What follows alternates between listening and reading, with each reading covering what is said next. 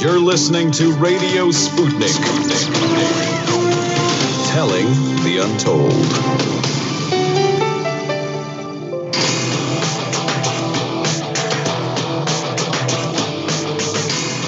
Fault lines.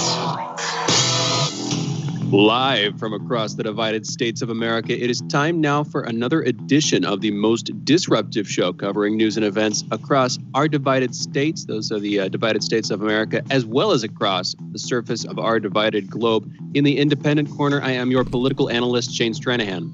And in the left corner, I am the indefatigable, a burning ember in the darkness, your political analyst, Jamarl Thomas. And together we are Fault Lines with Thomas and Stranahan. All right, without further ado, let's get into the headlines this morning. More than 3,500 coronavirus deaths were reported in the United States yesterday. That's 3,607 in total. That's topping all previous days during the pandemic so far. 244,365 new cases were registered overall. The Food and Drug Administration said Wednesday that pharmacists can draw additional doses from vials of the Pfizer coronavirus vaccine, potentially expanding the first batch of vials by millions of extra doses. Soon after receiving the vaccine, pharmacists began to notice that the vials contain more than the expected 5 doses. The FDA is in touch with Pfizer about how to handle this issue, and in the meantime, regulators say it is, quote, acceptable to use every full dose obtainable, the 6th or possibly even a 7th, from each vial, pending resolution of the issue. End quote. That means the supply of remaining vaccines could be up to 40% greater than was previously known, although a spokeswoman for Pfizer said the, quote, amount of vaccine remaining in the multi-dose vial after removal of 5 doses can vary depending on the type of needles and syringes used, end quote. Iranian King Hamad bin Isa Al Khalifa was vaccinated Wednesday against coronavirus, the Gulf Kingdom's official news agency said, apparently making him the first world leader to receive a COVID-19 immunization. There are no published images of the king being vaccinated, and it isn't specified which vaccine he was administered. However, in Saudi Arabia, we know what they got. Saudi Arabia began inoculating people in the kingdom with a COVID-19 vaccine on Thursday, becoming the first Arab country to roll out the Pfizer BioNTech jab. Saudi Arabia received 2 shipments of the vaccine on Wednesday. In national political news back in the U.S., in an interview with Glenn Greenwald's old rag, The Intercept, Representative Alexandria Ocasio-Cortez has said she believes the Democratic Party needs new leadership. This comes after days of active conversation on the left over a proposal from political analyst and comedian Jimmy Dore. Dore proposed that AOC and other progressives in the House should pressure incumbent House Speaker Nancy Pelosi to put a Medicare for All bill forward and refuse to vote for her re-election as House Speaker if she doesn't. We actually have the relevant clip here from the interview. Andre, let's play that clip. Isn't this grounds, though, to take a stand and say, no, I'm sorry, Nancy Pelosi should not be the speaker and Chuck Schumer should not be the leader? Well, I do think that we need new leadership in the Democratic Party. I think one of the things that I have struggled with, I think that a lot of people struggle with, is the internal dynamics of the House has made it such that there's very little option for succession, if you will. Jamarl, what Pelosi so far has seen an assured run at re-election. A virtual caucus vote last month gave her the seat. She will be facing a full House floor vote for the speakership in January. So, it's still on the line here. What do you think about this? I mean, we've been having these conversations kind of back and forth over the last couple of days. Do you think this is just noise? Do you think this is going to lead to something? Can you tell either way? What's your take? I think the left should look at what just took place and realize that's politics. Meaning AOC was never going to do this. She was never going to say this. She was never going to say anything about Pelosi or Schumer. She might have felt that way. But this was the argument, the conversation, the very fact that the conversation took place pushed her. I hope you understand what I mean. Like, when I make this argument about leverage and make this argument that, look, you should do this because in any situation you harass the enemy. No, you can't necessarily get the thing out, right? But yes, the very fact that for the first time in a very long time, you are using leverage and you're even having a conversation about leverage. That's phenomenal. And it's something that should have took place for Biden. Now, her coming out and saying this, no, I don't necessarily think it's going to go anywhere because if nobody runs against Pelosi, I don't believe for a moment that AOC or any of the people of the squad would take the chance of putting a Republican in as Speaker of the House. And yeah, somebody should run against Pelosi, but the very fact that she comes out and says it, I know people are saying, oh, it's noise, or oh, she was pushed for it. Yes, she was pushed for it. That's leverage. That's what works. Now the catch becomes you needed to be more than just words. So I don't know if anything becomes of this, but the fact that she's squeaking about it shows that she felt pressure. I've heard some people calling Jimmy Dore the new leader of the progressives, replacing Bernie Sanders, kicking Bernie Sanders out of the seat, although he kind of slouched off the stage a while back. I don't know if that's true. That's absurd. But it is indicative. Yeah, I don't know about that, but it is indicative of the power that I think Jimmy Dore had simply by making this proposal and kind of pushing for it over this last period. Anyway, it's entirely Biden just is reportedly Dore. about to tap. Well, it's entirely just No, Dore. it's just she is. No, he started it. Yeah, so, right. As far as I She can tell. started it, but AOC is closer to this sandbox than many people are. I mean, Dore pushed AOC when she first came out, like when mainstream media wouldn't touch her. Like he was backing her, he was putting her out there. So, you know, he has a huge platform. He has a lot of people on the left, and she listened. She did listen. She engaged. And, you know, this is a member of Congress engaging, trying to do with the leadership position. I think people need to realize that's a big deal. I mean, that's the federal government being impacted by the conversation that's being had. That's a big deal. I think that's new. It's true. It's true. You know what? We could talk about that more, but I've got more headlines to get through. I'm going to get back to him. Biden is reportedly about to tap former Michigan Governor Jennifer Granholm as his Secretary of Energy, who, in addition to having been the first female governor of Michigan for 2 terms, was the host of a political TV show and a former candidate for the role, Energy Secretary, during Obama's first term at a couple of points there. President-elect Joe Biden has also reportedly tapped Brenda Mallory to lead the White House Council on Environmental Quality, a group for which she was general counsel during Obama's administration. Meanwhile, Reps Thomas Massie and Tulsi Gabbard announced H.R. 8970, which would repeal the U.S. Patriot Act and the FISA Amendments Act of 2008. Let's see if that House resolution goes anywhere. Just out of curiosity, just watching it, you know.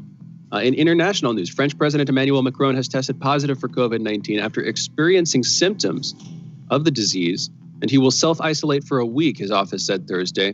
The LSE Palace said in a statement that Macron, 42, was diagnosed after he was tested, quote, at the first onset of the first symptoms, end quote.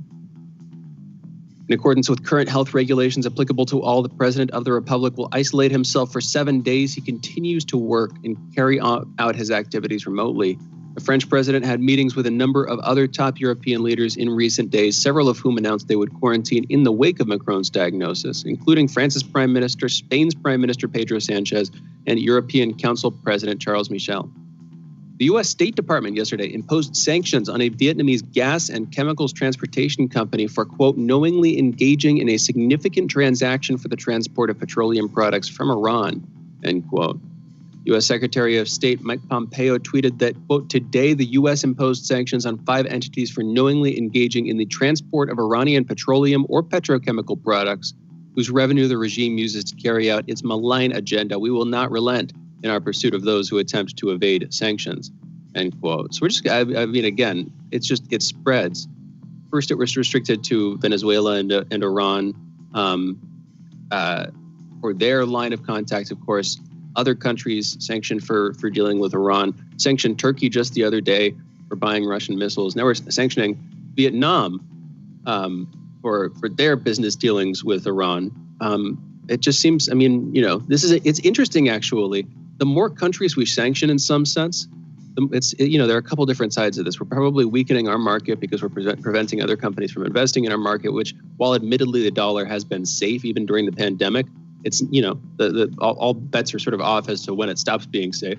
So it's interesting in terms of us locking our economy off while we lock other people's rights off in different ways. But there's also the argument, as we sanction more and more countries, well, every one of those countries did business dealings with these other countries that we're trying to sanction, or, you know, in some way they're trying to sort of poke the barrier of the specific form of hegemony we're trying to maintain. It's also just a sort of measure of the shifting geopolitical balance globally. Does that make sense, Jamarl? It's like as we sanction other countries, as other countries do things that we deem worth sanctioning, it's kind of evidence that other countries are more willing to test the boundary and do various things that we deem worth sanctioning. In other words, like the geopolitical balance in the case of American super supremacy, that era, it's sort of like evidence that that's ending. Does that make sense? Yeah. Even while we try to maintain it at all efforts. No, it does. I mean, basically soft power.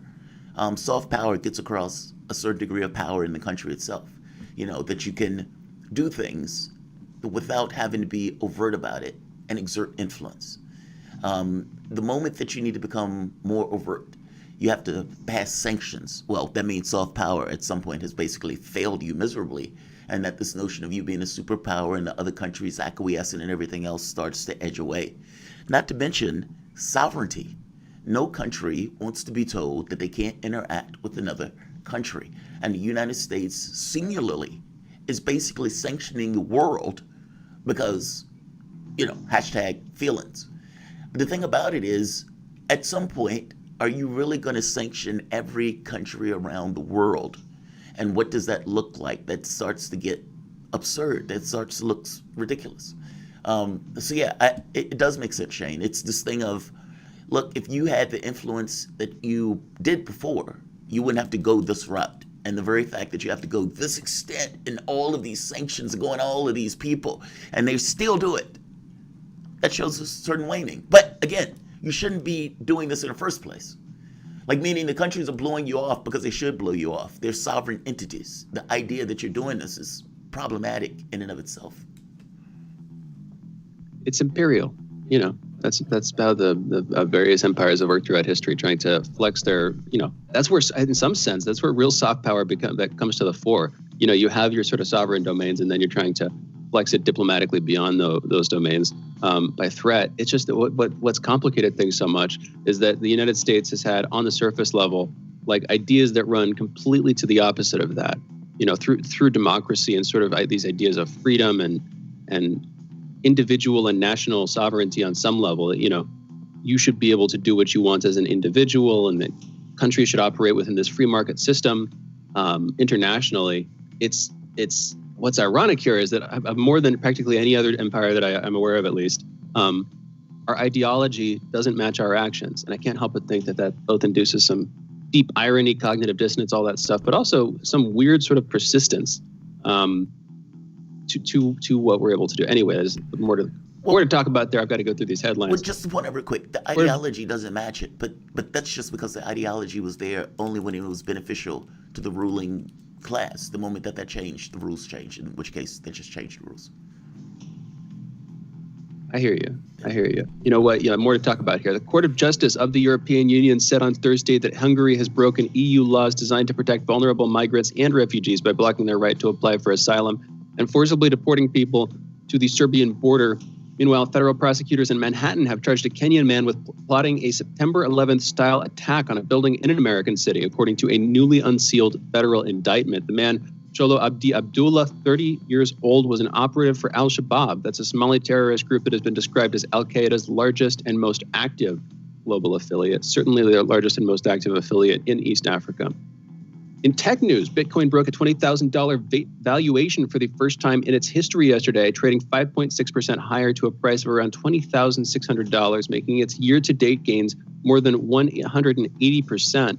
The latest record high was preceded by a previous last peak near that level in 2017, when the cryptocurrency reached a value of nearly $20,000 per Bitcoin. Didn't quite break that ceiling, though. This was followed by a sharp pullback the following year that saw it fall close to $3,000. So a massive drop. In other tech news, Google is facing a new antitrust lawsuit from a group of state attorneys general led by Texas, this time targeting its advertising technology services. The lawsuit claims Google unlawfully acquired, attempted to acquire, or maintained a monopoly in several steps of the online ad market, including both buy and sell sides.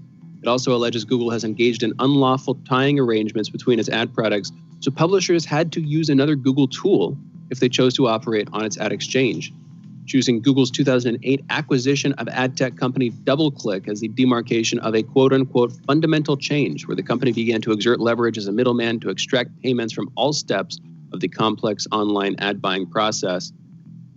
And somewhat related headline here. Back in September, Epic, Spotify, and other companies created the Coalition for App Fairness in an attempt to pressure Apple and Google to change their App Store policies. This Wednesday, that group welcomed one of its most high-profile additions yet, Digital Content Next, DCN, a trade association that represents a variety of media publishers across the United States, including the New York Times, BBC News, CNBC, Associated Press, the Financial Times, Bloomberg, and many other massive players in the media space. Disney's on that list too. And again, joining the Coalition for App Fairness, I just want to say, Apple seems to be somewhat not quite exempt because, they're also subject to this one. They're also subject to with the changes being proposed in the EU. But Google specifically is coming under a lot of pressure. And I can't say that I'm, entirely opposed to it or entirely dislike it. They've done a lot of shady stuff, have some shady backers, but just pointing it out from various planks. Also, Facebook, want to throw them in. Anyway, last headline here this morning, the Lunar Gateway, NASA's outpost that will orbit the moon as part of its upcoming Artemis program, will be equipped with external robotics from the Canadian Space Agency, NASA announced today. Additionally, NASA says that the Canadian Space Agency, that's CSA, will create robotic interfaces for Gateway modules, which will help with the installation of the outpost's first two scientific instruments. And with that, those are our headlines. You're listening to Fault Lines with Thomas and Stranahan. And we are going into a break. We'll be back in just a minute with Jamarl Thomas's monologue. Again, you're listening to Fault Lines with Thomas and Stranahan. Be right back.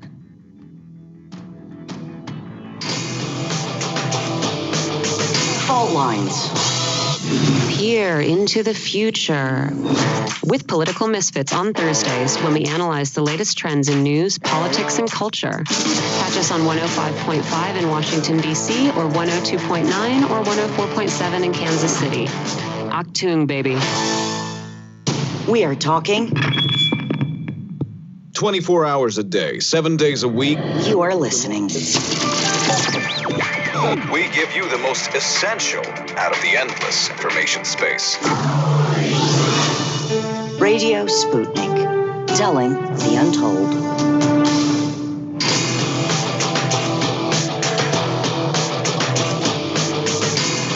Fault Lines. Welcome back to Fault Lines on Radio Sputnik. My name is Jamarl Thomas. I'm joined by my co-host Shane Stranahan, coming to you live out of our station in Washington, D.C.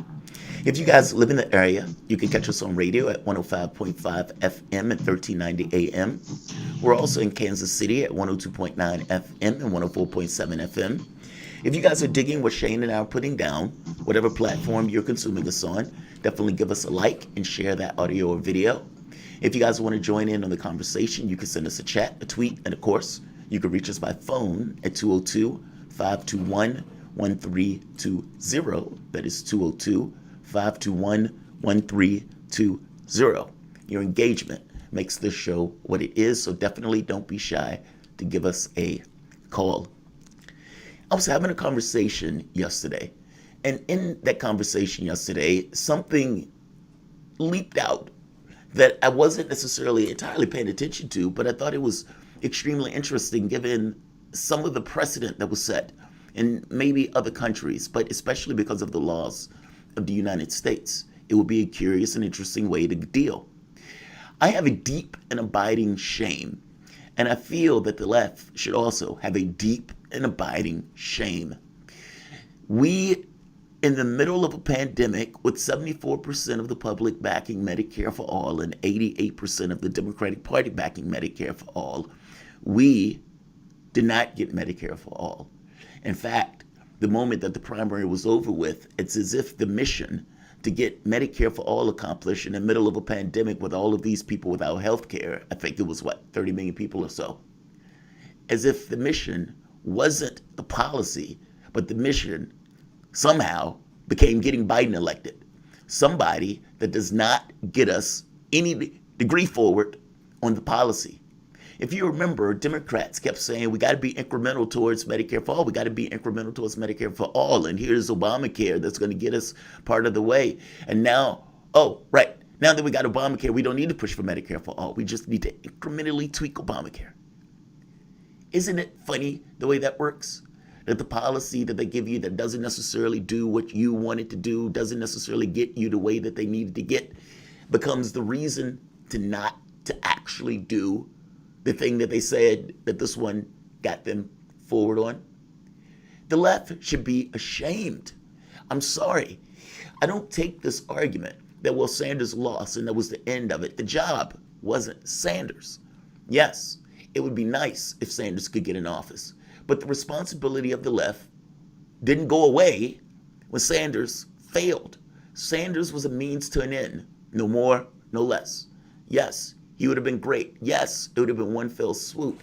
But the honest reality of it is that force, power, leverage doesn't have to be exerted by occupying the square. Leverage, force can be applied indirectly, tangentially. You don't necessarily need to be able to control it all in order to have enough influence to forward your objectives. I'm making the point that just because Sanders failed doesn't necessarily mean that the left should have abdicated its responsibility of pushing for those policies. That just because he failed, that all of these people immediately should not have bent the knee, especially when it was overtly clear that Biden was going to do what he did. He was pushing for bipartisan, meaning for Republicans. He was pushing to get Republicans in the administration. He told you that he would veto Medicare for all in the middle of a pandemic. None of the Democratic Party was backing it, despite the fact we're in the middle of a pandemic. I'm trying to get across to you that for the left to push so hard, and then for Sanders to flame out, and then for all of a sudden the left to abdicate all responsibility to get a policy, it wasn't about the left. It was about America. That's the point. When you get the overwhelming majority of the public that ups it that much, then it's about that, not about Sanders. I understand the demoralization and everything else, but that was the mission, not Sanders. I want to nail that down because I want to make that very clear. There's a demoralization that comes with that. Hence, all of the people angry at AOC for Nancy Pelosi is almost somewhat misguided when the original thing should have been Biden, because that's the thing that got you the more bang for your buck. But as I thought about that, I also thought it's unfair for the public itself to have to deal with the outcomes of this. Meaning, if it wasn't the public's fault, if it wasn't the public's, meaning it wasn't this guy's fault that he got COVID, because basically he was okay with wearing the mask.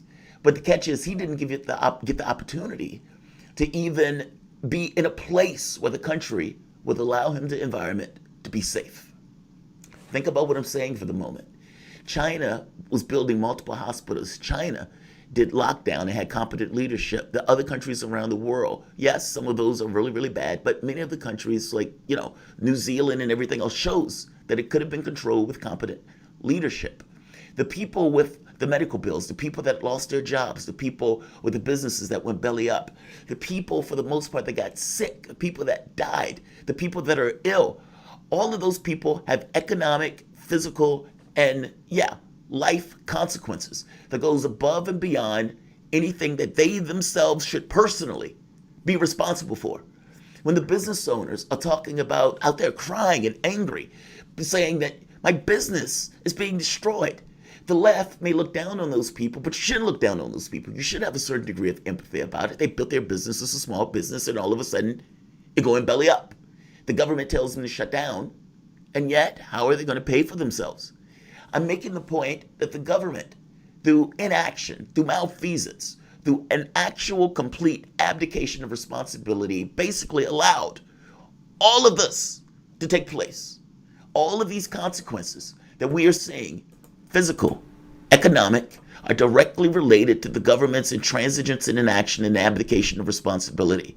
Whether that's not supplying the mask, whether that's not using the Defense Production Act, whether that's not ensuring that the various locales have a clear federal response, whether that's even having a situation where states and the federal government will be fighting over supplies because the supply situation wasn't used. The Defense Production Act wasn't used. The president didn't use the powers and capabilities at his disposal to do everything he could to move heaven and earth. Yes, eventually, there were these modicum of policies that were so paltry. And the honest reality of it is that the federal government and the responsibility, meaning Trump, when he saw that the economy was taking a hit, his responsibility or his thought turned from COVID to, I got to get the economy back up and running, even if that means getting those people into work, even if that means getting those people sick. Donald Trump listened to one specialist, quote unquote, after the next, as long as they told him what he wanted to hear, which was basically do little as possible. Force people back into work by having those people not have the things that they need. If you don't have the things that you need, if you don't have the ability to pay for yourself, you are going to agitate to get back to work, even if it's against your interests, even if you could potentially get ill and die, especially if you had rent, a kid, you have all of these responsibilities. The new payments for daycare, that stuff wasn't there before. And that stuff was a direct relation to the failure and the abdication of responsibility of the government to do due diligence to provide and assure the general welfare. It should not be the responsibility of the public to pay for something if it was not the public's fault that stuff took place. The point I'm getting at here is the federal government should be taken to court. The federal government should be sued to provide for the general welfare. And that general welfare should be Medicare for all with COVID-19. Each and every individual that lost their income, each and every person that has these economic impacts, each and every person that had health issues, death, any of those things, all of those things can be placed at the doorstep of the federal government and the lack of response, competent response. Even right now, the federal government, Donald Trump, instead of dealing with the real material concerns and the issue of COVID, what is he doing? He's trying to overturn an election that he absolutely failed, trying to get a job that he is currently not even doing. Astonishing. The point I'm trying to make here is the federal government should be sued. The federal government should be sued to have to cover healthcare costs, cover the economic fallout of each and every person that ended up with an illness or whatnot. It should have to cover those items, considering that it was not the fault of the individuals or the people within the context of the country that all of this happened. If you want to get Medicare for all with COVID, sue the federal government. It is the job of the federal government. It is literally in the Constitution to provide for the general welfare. Do you think that that was attended to?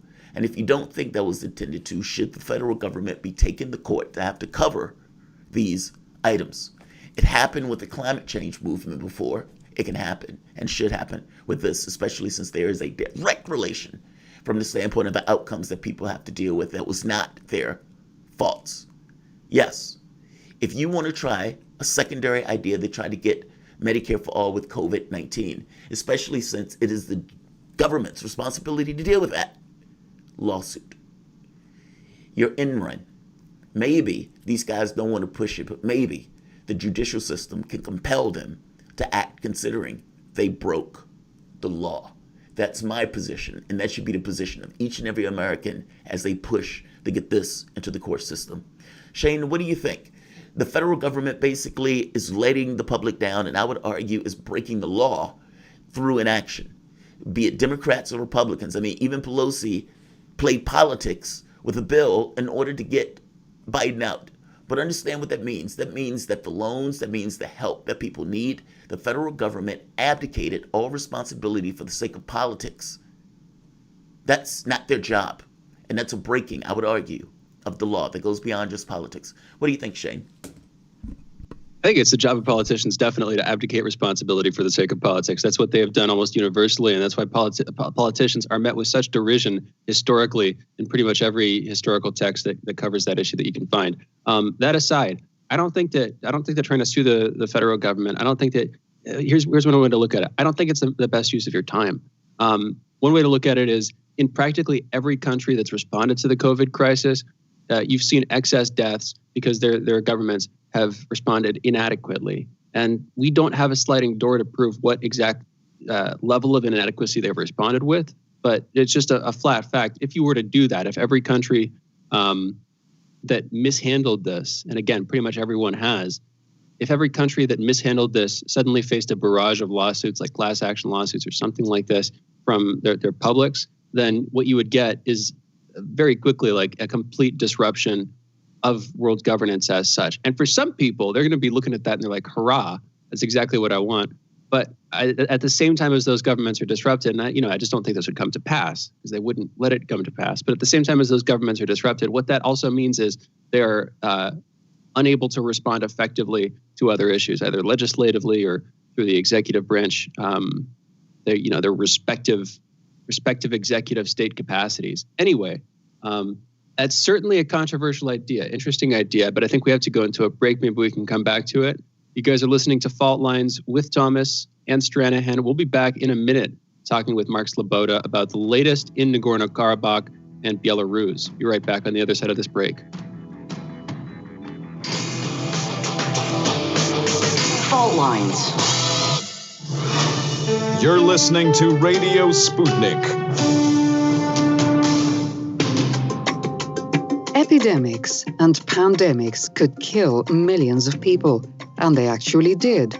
Centuries ago, deadly outbreaks called the Black Death, the plague of Justinian, and the Spanish flu ravaged countries, empires, and whole continents. Some of these diseases are still present around the globe. Others have become a thing of the past. Discover how these ancient and not so distant outbreaks from previous centuries differ from modern-day SARS, MERS, and coronavirus pandemics. Listen to our new series, Outbreak, the deadliest epidemics in human history, this week on Radio Sputnik.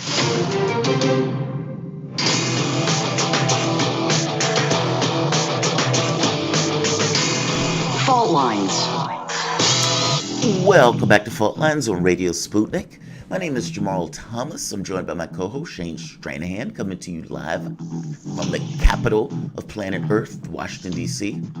Joining us is Mark Sloboda, International Relations and Security Analyst. Mark, welcome to the show, man.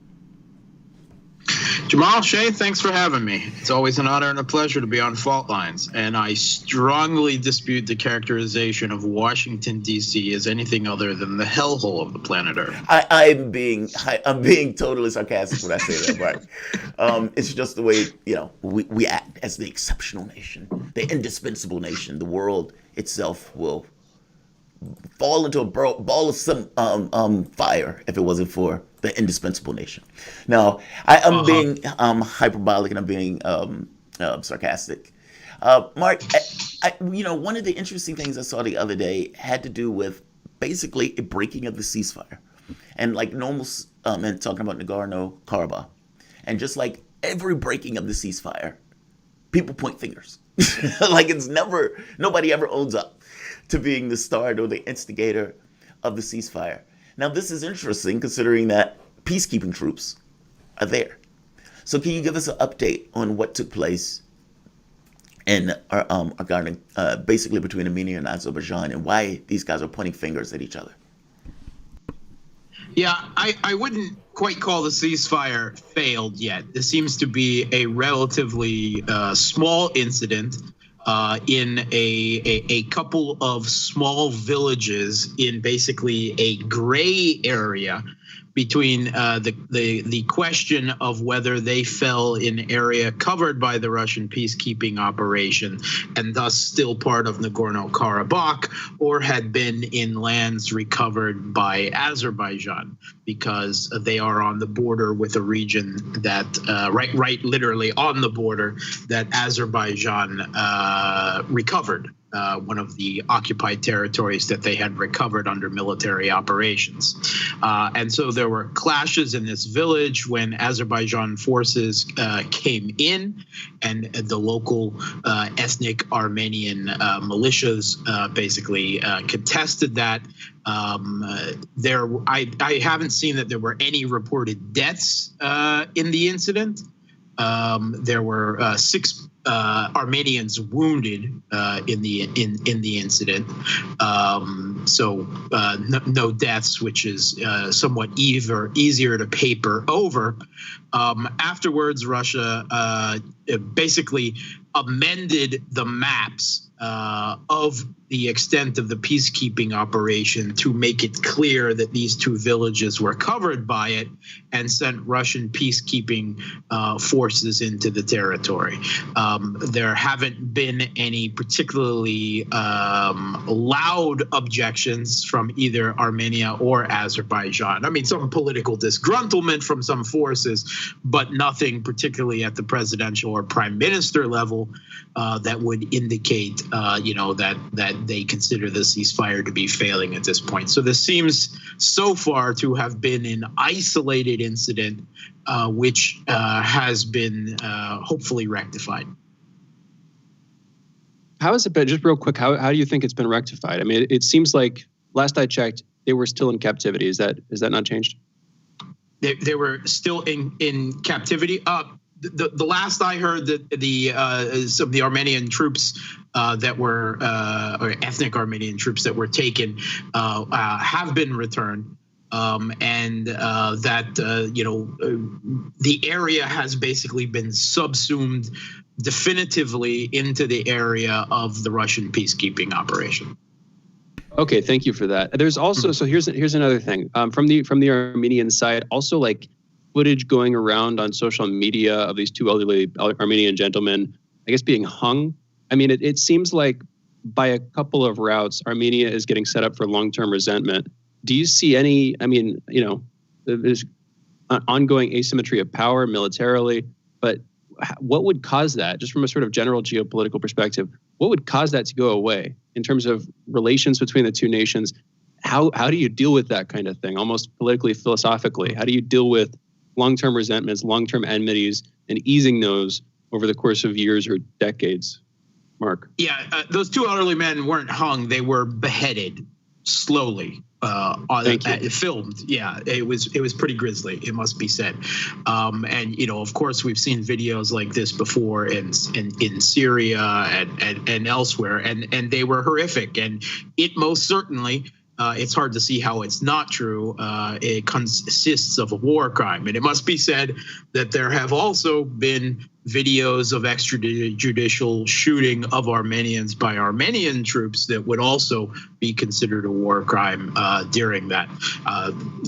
There's a kind of a visceral thing about a beheading, of course, that strikes people more. But there is no doubt that war crimes were committed on both sides in the most recent conflict and in the previous conflicts.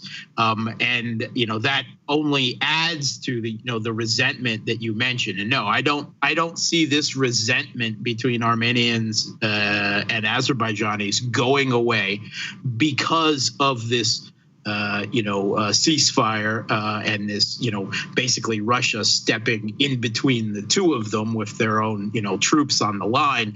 That's not going to go away. There is always going to be a resentment. And the main thing that does keep the peace now is that vast asymmetry in military power in favor of Azerbaijan, but of course also the presence of Russia now, which is perhaps an even greater incentive.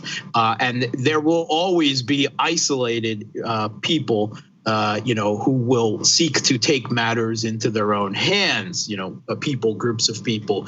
But I don't see at this point that the Armenian government now or in the near future will have any capability to make a serious attempt to take back any more, what is essentially Azerbaijani, under international law, Azerbaijani territory. That's not going to happen. And Russia seems to be taking the Nagorno-Karabakh enclave, what remains of it in ethnic Armenian hands underway, basically under their protection. It is effectively becoming a Russian protected enclave at this point. And obviously that suits the needs for the moment of the government of Azerbaijan in Baku. But this has been going on for centuries in this area. You can actually find contestations between the Romans and the Parthian Empire exactly over this territory in Nagorno-Karabakh. So it even precedes Islam and Christianity for fascinating. all intents and purposes. It is Do you have an explanation for that? Stretch point. It's a geopolitical point where two Western and Eastern cultures have clashed repeatedly over that. There's not the only such area, certainly, have clashed repeatedly over that area, and you have seen, there. Historically, when you're talking, ethnicities and religions, they're all not carefully drawn on one side of a border or another. Populations are interspersed, particularly among large, ancient empires. The idea that one ethnicity and one religion, belong on one side of a border only, that is a European ideology of nationalism that I would argue has been the bloodiest and most powerful ideology in all of human history. It is just one of these flashpoints that have repeatedly come up and, won't be solved unless there is probably a final, horrible genocide or ethnic cleansing of the area. It has to be said that the only time there was peace between Armenia and Azerbaijan, and you actually had Armenians and Azerbaijanis regularly marrying each other, was during the enforced peace by the Soviet Union. Those decades there when the two countries were both part of the Soviet Union. And that is unlikely. We're unlikely to see such a one-state solution again anytime in the foreseeable future. Mark, you made a point about this kind of asymmetry of power, and that the asymmetry of power in and of itself creates this kind of barrier to them being able to do anything. Meaning, you can be angry, you can shake your fist and everything else, but you can't beat them. And because you can't beat them, getting involved in any kind of military conflict becomes somewhat of a moot point. Interestingly enough, though, it doesn't necessarily seem to register with the population. I mean, they had this idea that they still wanted to fight, despite the fact that they completely militarily collapsed. I guess what I'm getting at is, we used to have this saying at the barbershop when we used to play chess: pressure busts pipes. Well, the pressure doesn't have the capacity to go out or to be used or used in any kind of way that's going to change their situation militarily. So what does that do to the home front? What does it do internally? Pashinyan, shockingly to me, hasn't stepped down over this. What is the opposition saying? What is the public saying?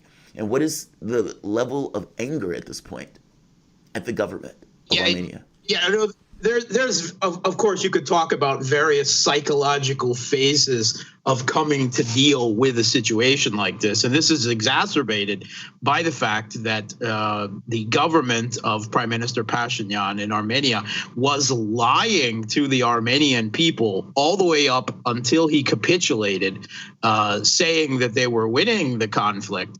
And that, the Azerbaijani reports of taking territory and winning were Azerbaijani propaganda. It was actually Armenian propaganda.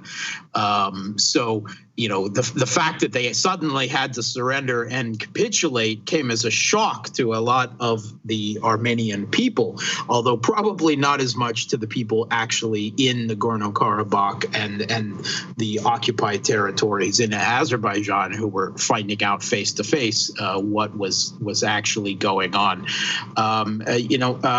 Pashinyan still dominates the parliament, and that is how his party, his new party, that came to power with him, they're a new party.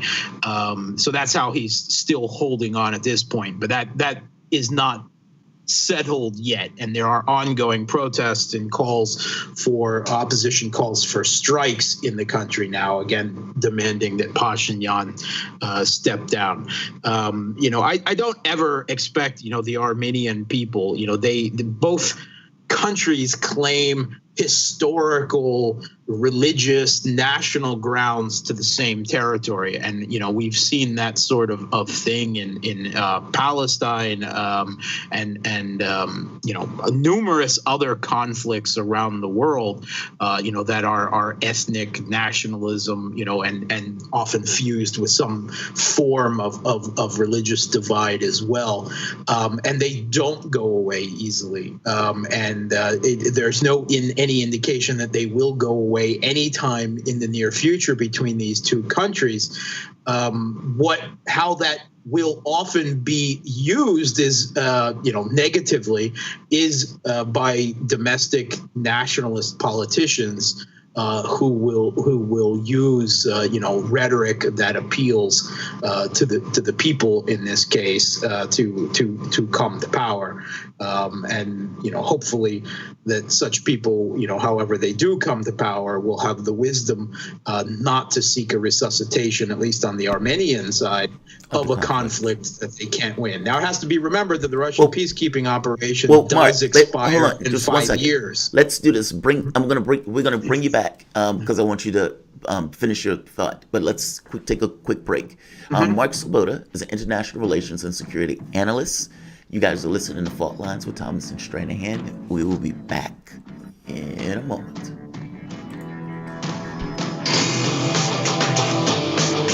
Fault Lines. In a media landscape filled with so-called journalists acting as stenographers for their billionaire bosses, there is a desperate need for news, analysis, and perspectives that buck the status quo and get to the heart of how domestic and international events impact you and me, as well as showing how we can get involved in the struggle to change that status quo. Check out By Any Means Necessary on Radio Sputnik, Monday through Friday from 2 to 4 p.m. Eastern, to hear the stories and voices that mainstream media refuses to tell you. And join us as we connect the political, social, and economic movements shaping the world around us. That's By Any Means Necessary, Monday through Friday at 2 to 4 p.m. Eastern, right here on Radio Sputnik.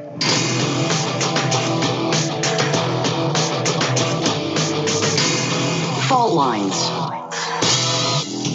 And we're back. You're listening to Fault Lines with Thomas and Stranahan and Sloboda. We are joined for this segment, continuing our conversation from the last, by Mark Sloboda, international relations and security analyst. By the way, you can and you should follow Mark on Twitter at MarkSloboda1. That's the number 1 at the end there. Mark, thank you again for being with us. We're going to move into Belarus this segment, but I want to talk about Nagorno-Karabakh for just a minute more, because for one thing, I had another question, but you also brought up an important point here. The Russian peacekeeping mission is supposed to end in 5 years. It's a temporary thing. I'm curious. One first question. Just want you to follow up on that. How do you see that going? I'm guessing Azerbaijan could push at the end of that 5-year period for a continuation. I'm not sure how Armenia would respond, but I don't know how they would have to. I don't know. I honestly, I'm a layperson when it comes to this stuff. I'm not sure how the negotiations go with those sorts of deals. But also more generally, diplomatically, what's going to happen to the Minsk group? The OSCE Minsk group that was responsible for administering this crisis diplomatically, the United States, France, and Russia together. What do you think is going to happen there? Second, Mark. Yeah, okay. So first of all, the Russian peacekeeping expires in 5 years, and both sides would have to agree to continue it. I find that actually to be far less likely from the Azerbaijani side, as obviously they have the military power to retake all of the territory within their internationally recognized borders, whether meaning Nagorno-Karabakh itself, what remains of it in ethnic Armenian hands, regardless of whether the ethnic Armenians there want to be part of Azerbaijan or not. So there will be political calls in Azerbaijan to take that last bit of territory, back. Within those 5 years, a lot of it depends on what is the leadership of both countries.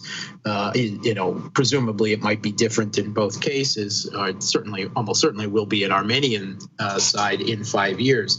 But there are rumors going around, and I consider this unconfirmed, but it's been reported in the Western press that Russia may be offering citizenship to the people of Nagorno-Karabakh, which would add an entirely new dynamic and essentially really make it a Russian enclave with a very a much more shall we say at least legally or internationally legitimate reason for Russia to intervene in defense of the enclave if the people living there, or at least many of them, were actually Russian citizens as well.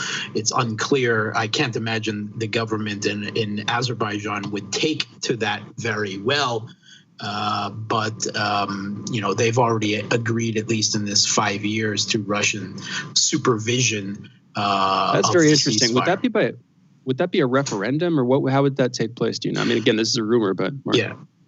No, I would no. That's not being discussed as a referendum or anything like that. It is simply the Russian government basically offering a fast track to the ethnic Armenian residents of Nagorno-Karabakh who would want to take Russian citizenship.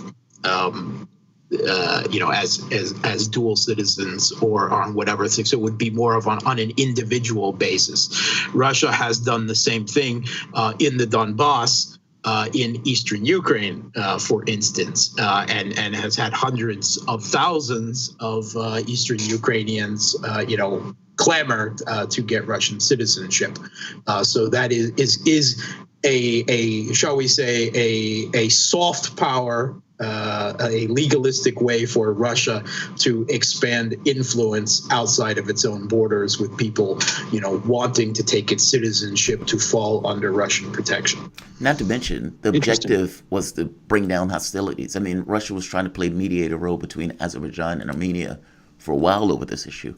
And, these guys just wanted to fight. They didn't necessarily want to have the kind of peacekeeping thing that they do now. So, yeah, I guess it makes sense in that way. I mean, like you made the point before that the last time these guys were able to make that stuff work is when all of them were under auspices of one overriding union. But in this very specific case, the union might be gone, but offering citizenship to some degree seems to be a way of still, like you said, a soft power approach to keeping these two sides apart and to basically creating almost a wedge, meaning it's difficult to attack the country if all of these people are basically Russian citizens. Now, I think it's real. Yeah, but that's of course sure to breed resentment in Azerbaijan. Well, that's true. That is true. I guess I think Russia, though, is looking for a way to keep these guys from fighting one another. Let's move to Belarus for a moment.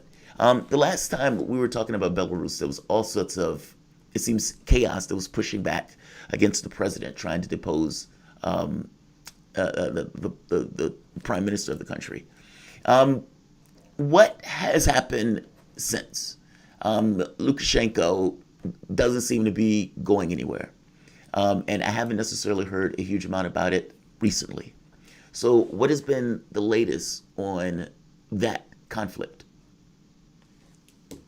Okay, well, there are still protests going on in Belarus. They have shrunk substantially from their height immediately after the disputed election in the country. The proclaimed opposition leader, this blogger's wife, Svetlana Tikhanovskaya, she tried to call for nationwide strikes which would be a much more substantial blow than street protests against Lukashenko, and they did not materialize at all, and that caused a sharp diminishment in her prospects for some type of regime change in Belarus. But she has certainly become a celebrity in the EU and has done tours of all the major EU countries, meeting all of the EU major leaders, France, Germany, so on. There's an agreement. Supposedly, the EU has agreed on new sanctions on Belarus. Tikhanovskaya has been given the Sakharov Prize by the European Union, which is regularly given to dissidents that they support in Russia and other post-Soviet countries, ironically. Right now, it appears that at least for the short to medium term, Lukashenko will retain control of the country. However, just in recent weeks, in a meeting, the Russian foreign minister reminded Lukashenko that he had made promises to Putin, and essentially this seems to be that Lukashenko will conduct constitutional reform in the country to take powers away from the presidential office and some others, and then will step down and allow for new elections to be held after that constitutional reform. And of course, the opposition, in the country, supported by the shadow government out of the EU, says that Lukashenko is not likely to actually do this, and that he has talked such talk before, but it seems that Putin might be at this point personally holding him to this, and so we may, at least in the short to medium term, see Lukashenko step down and new elections held. Russia is not willing to see their union state partner have the government fall to street protests, openly backed by a shadow government out of the EU. Short to medium term, I'm guessing, would be in the next handful of years. I would think that 2 years would be the top. Yes. Interesting. It seems like generally. Okay. It seems like generally Belarus is sort of held in contest between specifically the influence of the European Union and Russia, and it seems like Lukashenko is leaning towards Russia, as he has been for decades at this point. But there's no, unless Putin by some means manages to get this through, there's not going to be movement either way, because again, it seems like a balance there where the EU doesn't want war with Russia, certainly right now, and vice versa, of course, would also hold true. Is that broadly accurate? What am I missing there, Mark? No, I think you're right. Of course, there is Belarus and most importantly, the power institutions there, the police, the security services, the military, the political class, the Belarusian parliament. There haven't been any defections that would show cracks in a regime. Certainly there have been substantial protests, and there is more significant opposition among the Belarusian people to Lukashenko than ever before, but obviously that has not reached a critical mass, whatever the level, at least not under the conditions of the protests.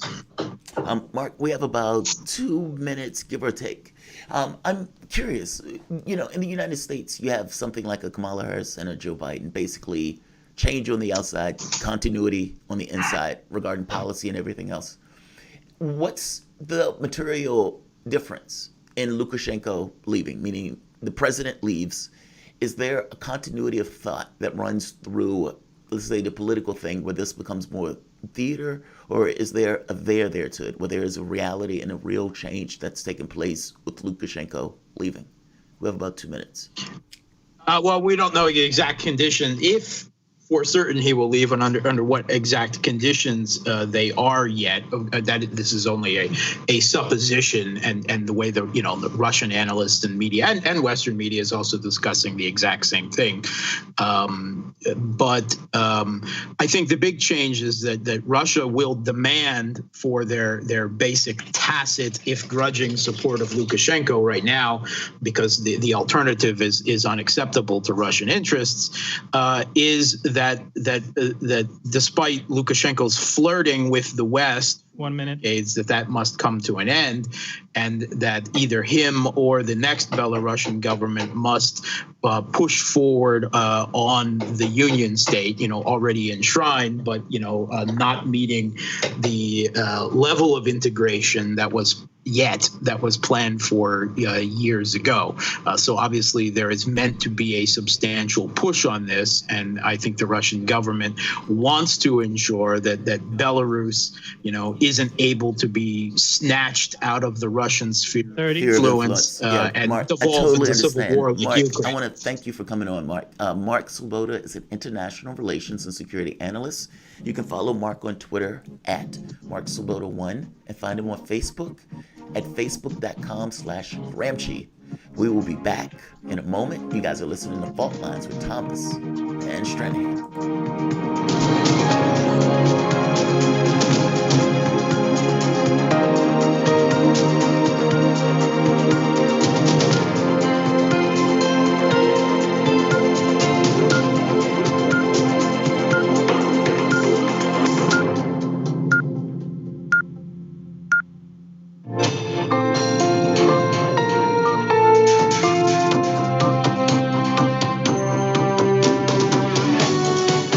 Listening to Radio Sputnik.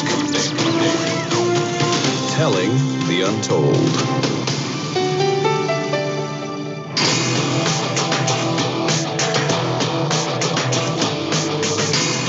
Fault lines. Live from the divided states of America, welcome to your daily inoculation for propaganda. In the left corner, I am the indefatigable, the ever-vigilant, the last antibody to a sick and seizing political system, your political analyst, Jamarl Thomas. And in the independent corner, I am your political analyst, Shane Stranahan. That means you are listening to Fault Lines with Thomas and Stranahan. Let's get to the headlines. In the news, more than 3,500 coronavirus-related deaths were reported in the United States yesterday. Wow. Wait a minute. Let me stop there for a moment. Let's repeat that. More than 30. I'm repeating this because I remember when this number was 2,000, and I was predicting this number is going to go to 2,500. So I just want to nail this down. More than 3,500 coronavirus-related deaths were reported in the United States yesterday, 3,607 in total, topping all previous days during the entirety of the pandemic. 244,365 new cases were registered. This is kind of my point, and going back to the monologue for a moment. The public should not sit pat. The government has abdicated all responsibility, and right now, Donald Trump is pushing for a job that he has abdicated all responsibility in doing. Whether it's successful or not, there is something to be said for, in war, you don't just try to get the checkmate all at once. You attack, you harass the enemy, you find ways to be annoying, you find ways to try to get something, because activity begets activity. This is kind of just a chess principle. When you're going after somebody, when you're trying to attack a particular objective, you look for all sorts of ways where you can exert leverage and you can try to get something. Whether it works or not is almost secondary to the point, considering what you've been doing hasn't been working up to the point. And so you see numbers like that, and that is demoralizing. And I got to be honest, you may even get an activist judge that sees that and acts. So, I mean, that number is astonishing, honestly. I mean, for the United States to be a superpower, an indispensable nation, to end up with 3,500 coronavirus deaths, more than 3,600, that is appalling. That should be a deep and abiding embarrassment for this country. The Food and Drug Administration said on Wednesday that pharmacists can draw additional doses from vials of Pfizer's coronavirus vaccine, potentially expanding the first batch of vials by millions of extra doses. Soon after receiving the vaccine, pharmacists began to notice that the vials contained more than the expected 5 doses. The FDA is in touch with Pfizer about how to handle the issue, and in the meantime, regulators say, quote, "It is acceptable to use every full dose obtainable, the 6th or possibly even a 7th from each vial, pending resolution of the issue." That means that the supply of the remaining vaccine could be up to 40% greater, although spokeswoman for Pfizer said the amount of the vaccine remaining in the multi-dose vial after removal of 5 doses can vary depending on the type of needles and syringes used, unquote. quote. Bahraini King Hamad bin Isa Al Khalifa was vaccinated Wednesday against coronavirus, the Gulf Kingdom's official news agency said, apparently making him the first world leader to receive a COVID-19 immunization.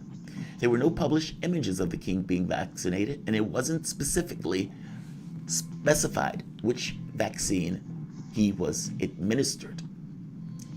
Saudi Arabia began inoculating people in the kingdom with COVID-19 vaccine on Thursday, becoming the first Arab country to roll out the Pfizer-BioNTech jab, as they've been calling it. Saudi Arabia received 2 shipments of the vaccine on Wednesday.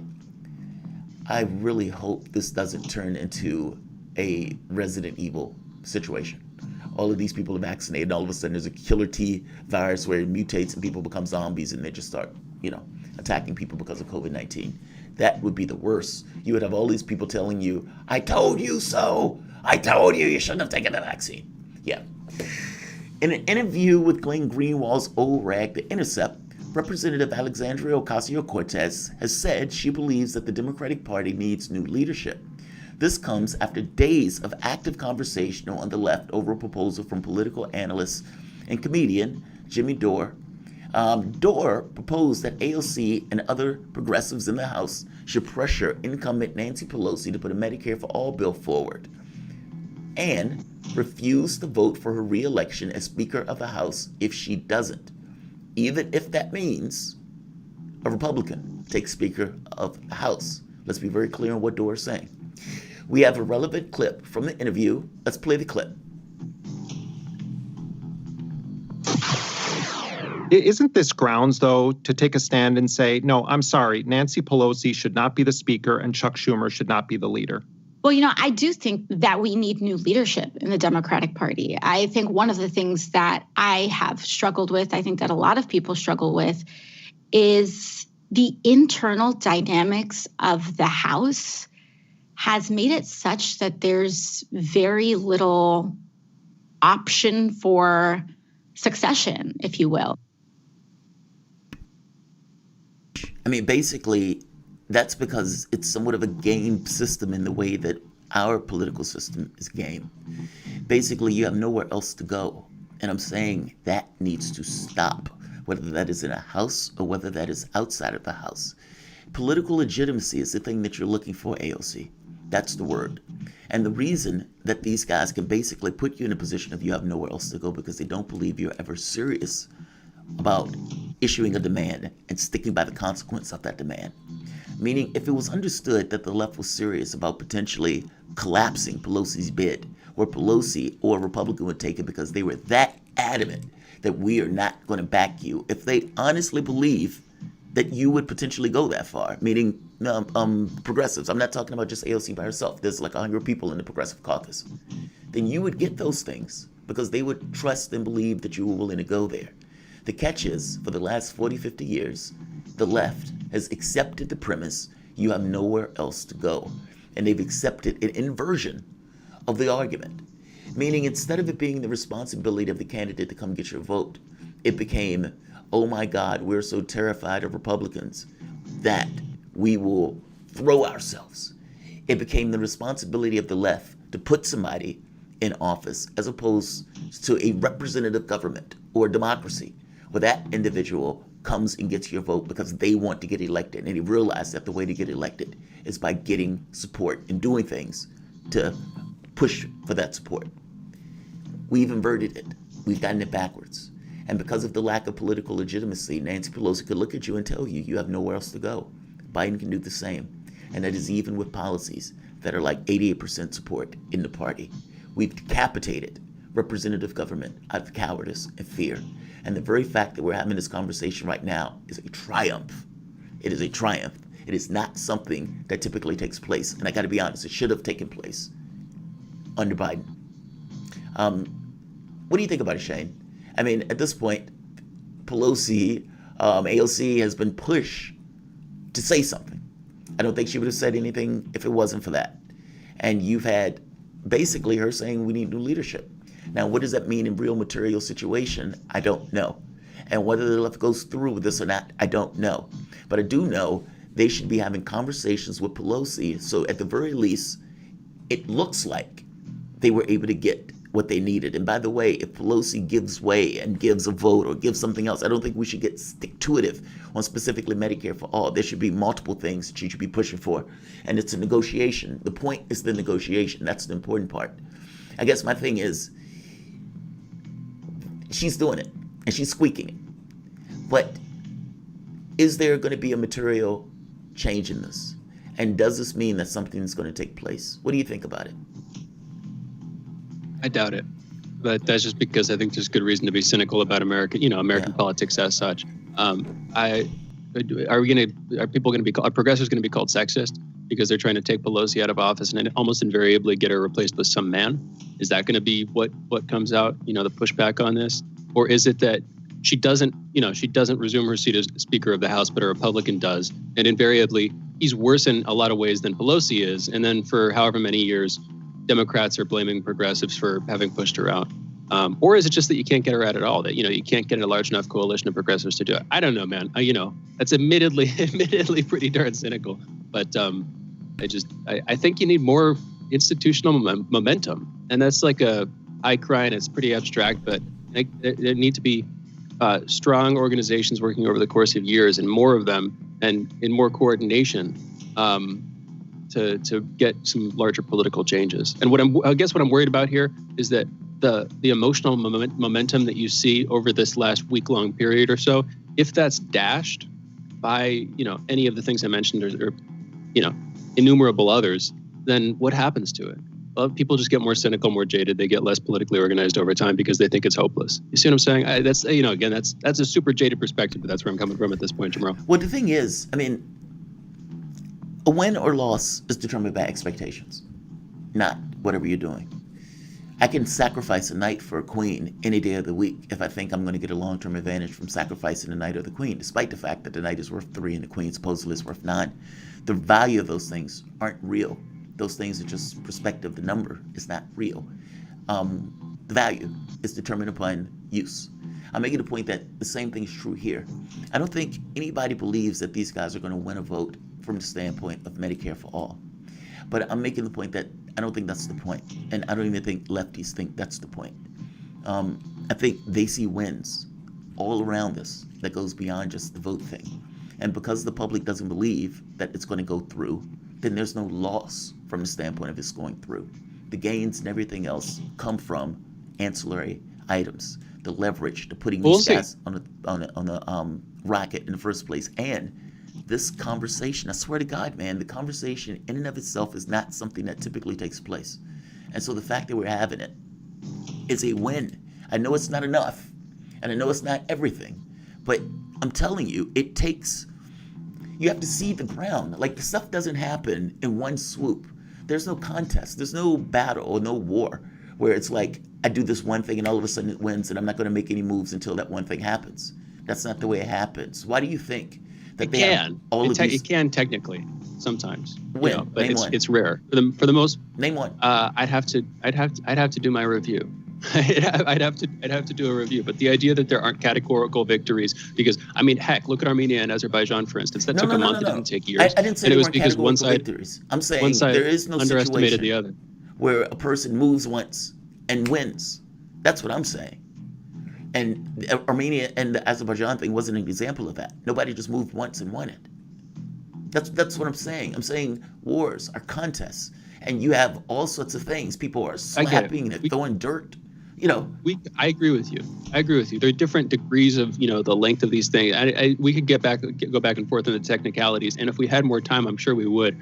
But I just say closing from my perspective. If I'm wrong, and if there is the potential for something, and if we see it come to pass, then I'm excited. Because that's great. But we should just pay attention. And, try to keep our wits about us.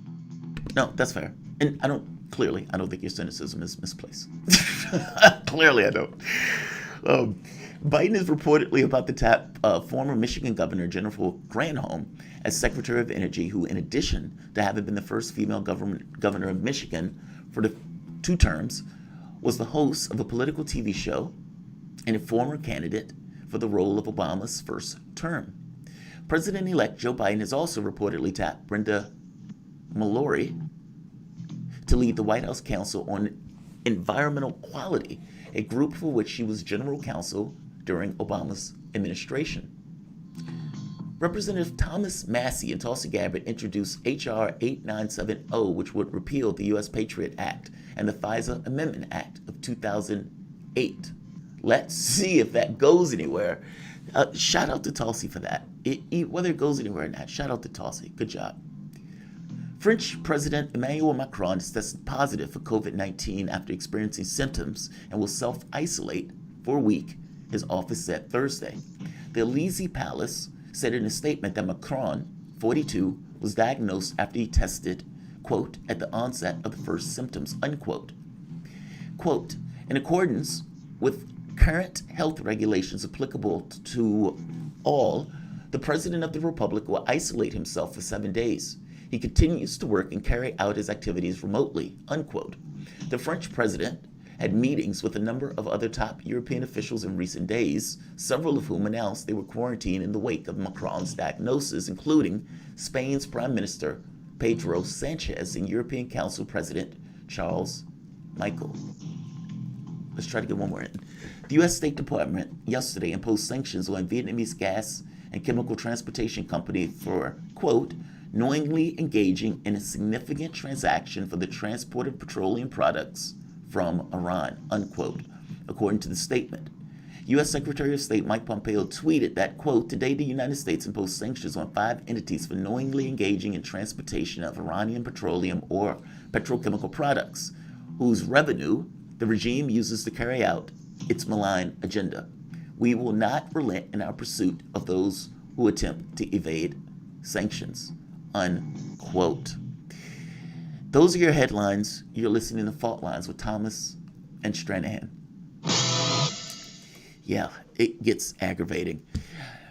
You guys are listening to Fault Lines with Thomas and Stranahan. We will be back in a moment with something that's going to be out of this world, literally.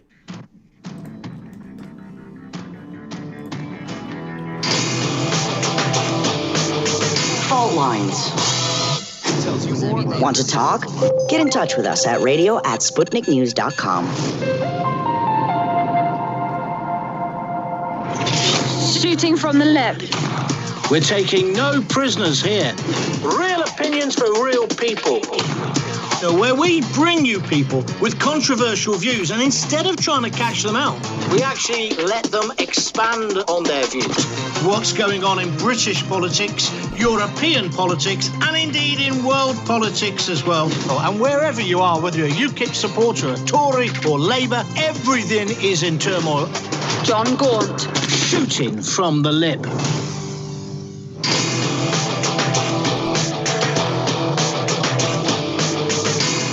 Fault Lines.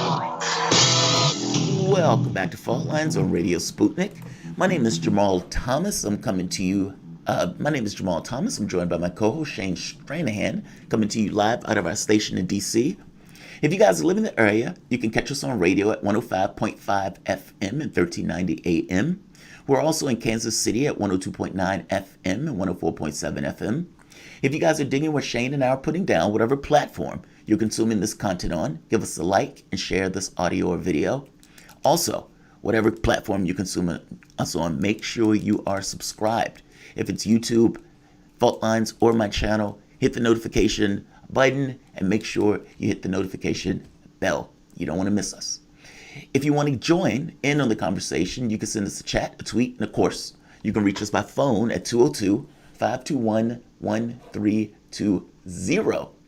But joining us for an out-of-this-world conversation, one of my favorite people to bring on, Tom Whitmore, former financial analyst and currently a senior board member for MUFON, Mutual UFO Network, a U.S.-based nonprofit organization composed of civilian volunteers who study reported UFO sightings. It's one of the oldest and largest organizations of its kind, claiming more than 4,000 members worldwide. Tom, welcome back to the show. Good morning, Jamarl and Shane. I've been told that I look like a younger man when we're talking about UFOs. So let's get into this conversation. I think that this has been a historic moment. The UAP Task Force is going to be enshrined basically into law and basically passed.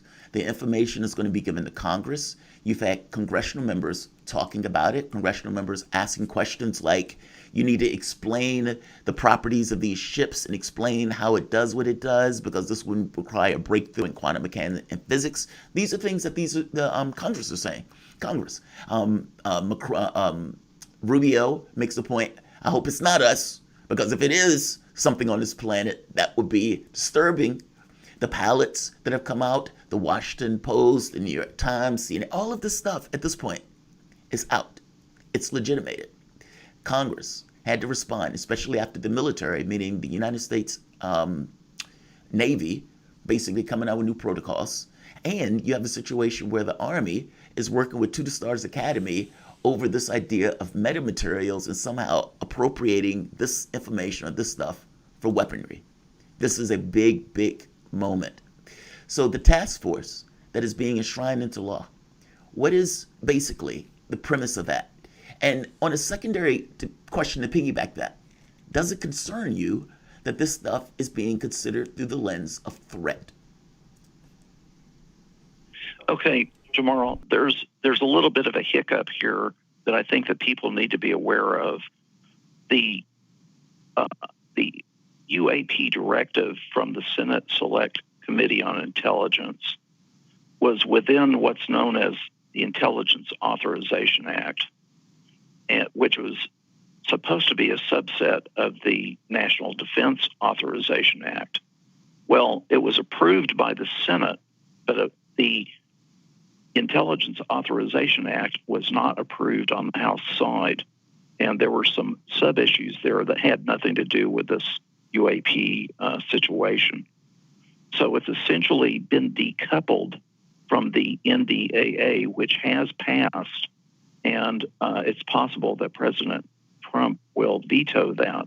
So it's going to be after the first of the year before the Intelligence Authorization Act, which includes this UAP directive, it's going to be after the first of the year before that actually formally gets approved.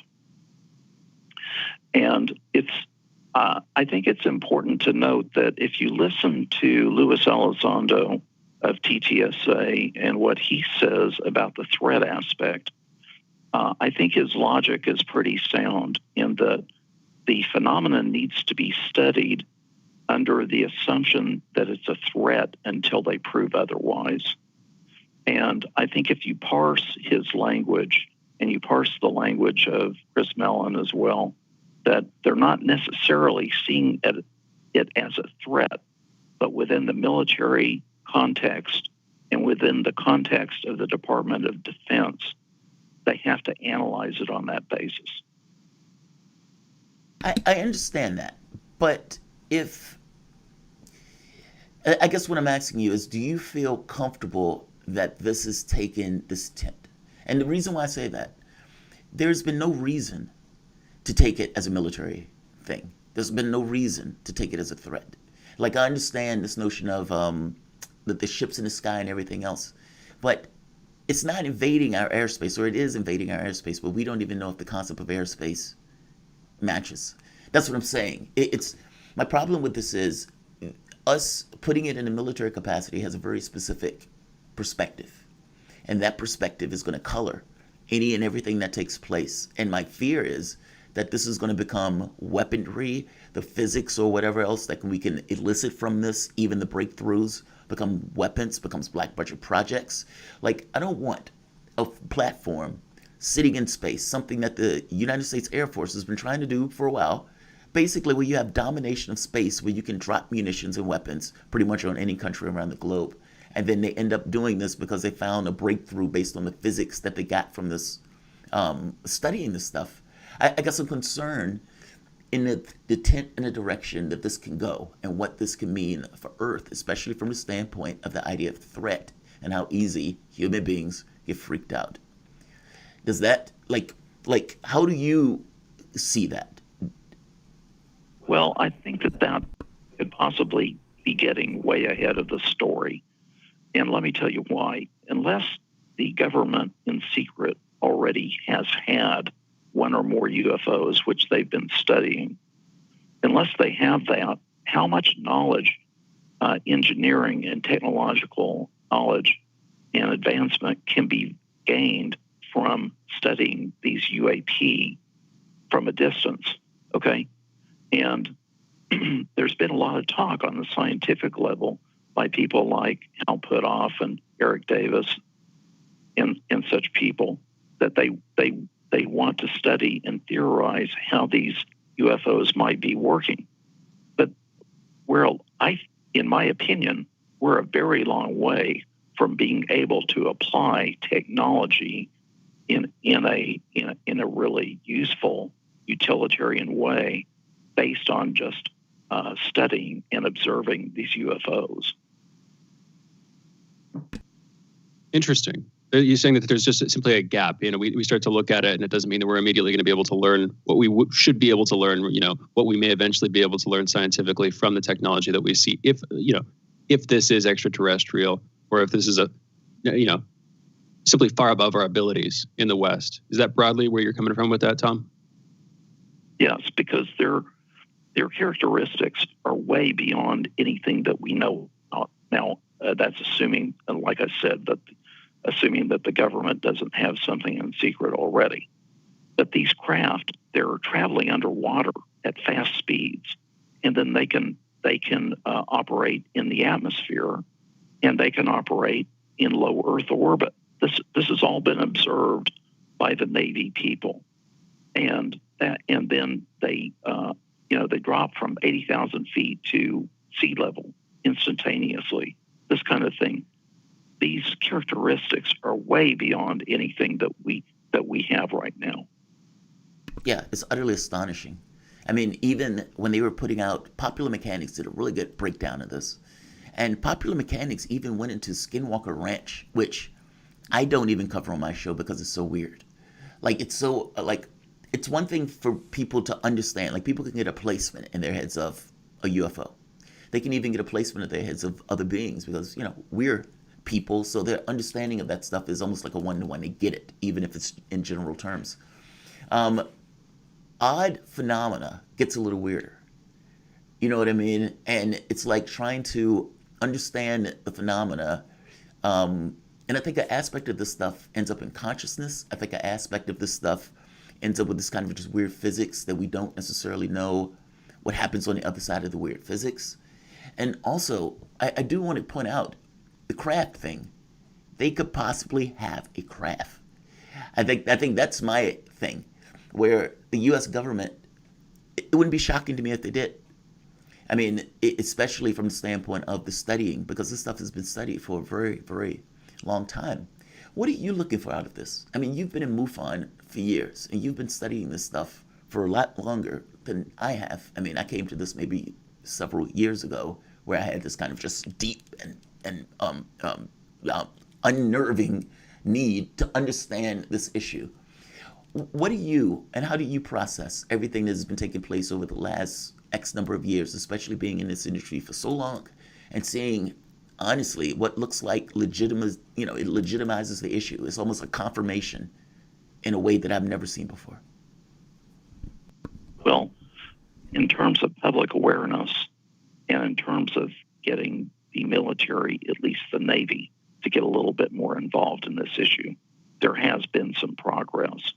And we've had a team of Ralph Blumenthal and Leslie Keene and others at the New York Times, and they came out with this story in 2017, and they've come out with several other stories, concerning UFOs. That is a real, that's an element of progress in terms of public awareness of the UFO phenomenon, because when you have a story coming out in a publication like the New York Times, it gives a certain level of legitimacy to the issue, to the subject, and that's progress.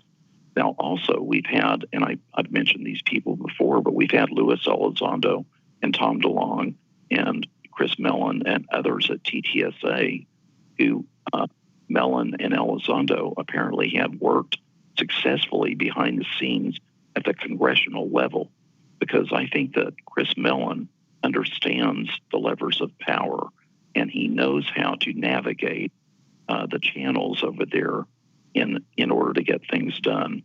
And I think that he knows that if he went through the DOD only, that, you have factions, you have politics, you have people that oppose things, and you can't get anything done. So he went to the congressional level, and the Congress is able to put some pressure or some directive on the Department of Defense. Now, when it became apparent that Mellon and Elizondo were getting successful with working through the Senate Select Committee on the Intelligence, then all of a sudden we saw the DOD responding. They began to write policies on how to deal with this issue, and they've come up with this UAP task force. Now, the UAP task force is operating now, as far as we know, but they're not going to legally, they're not legally bound anyway, but they're not going to have to conform to a directive of providing a 6-month report until this legislation gets passed. But this is all progress, and I don't see it necessarily as huge disclosure, but it is progress in the field. Yeah, I didn't take it as disclosure. I just took it as confirmation, like the government basically acknowledging, yes, there's a there to this particular issue. Tom, I always appreciate when you come on, man. I love these conversations. People say I look like a younger man when I talk about UFOs. Tom Whitmer is a former financial analyst and currently a senior board member of MUFON, a U.S.-based nonprofit organization composed of civilian volunteers who study reported UFO sightings. It is one of the oldest and largest organizations of its kind, claiming more than 4,000 members worldwide. You can follow Tom on Twitter at Tom Tulsa and on his blog at tomwhitmoreblog.wordpress.com, and follow MUFON on Twitter at MUFON. You guys are listening to Fault Lines with Thomas and Stranahan. We will be back in a moment with Garland Nixon.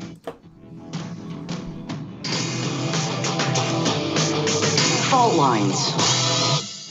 We are above all the latest developments, and we don't take any sides. Radio Sputnik, telling the untold. Shooting from the left. We're taking no prisoners here. Real opinions for real people. Where we bring you people with controversial views, and instead of trying to catch them out, we actually let them expand on their views. What's going on in British politics, European politics, and indeed in world politics as well. And wherever you are, whether you're a UKIP supporter, a Tory or Labour, everything is in turmoil. John Gaunt. Shooting from the lip.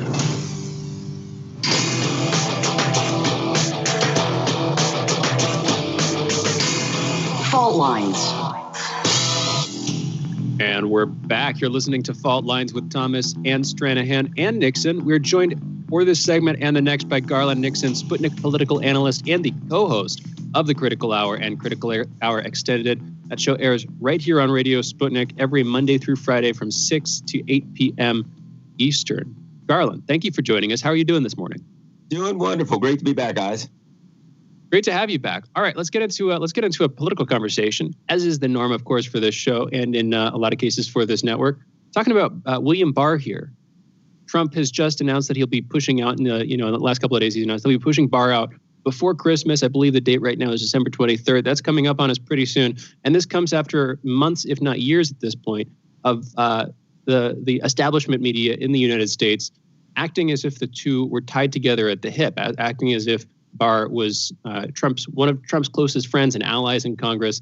And in the last couple of weeks, at the very least, you can stretch this back to the late stages of the election, it has been revealed that has not been the case. Whether it's Barr or ruling against Trump and sort of, in the court of public opinion when it comes to his lawsuits over the election, or whether you're looking at Hunter Biden and the fact that the DOJ was investigating Hunter Biden and chose not to disclose that in the period prior to the election. On either count, you can see they're a little bit more separate than we thought. But Garland, I want to hear your take. What do you make of this recent event?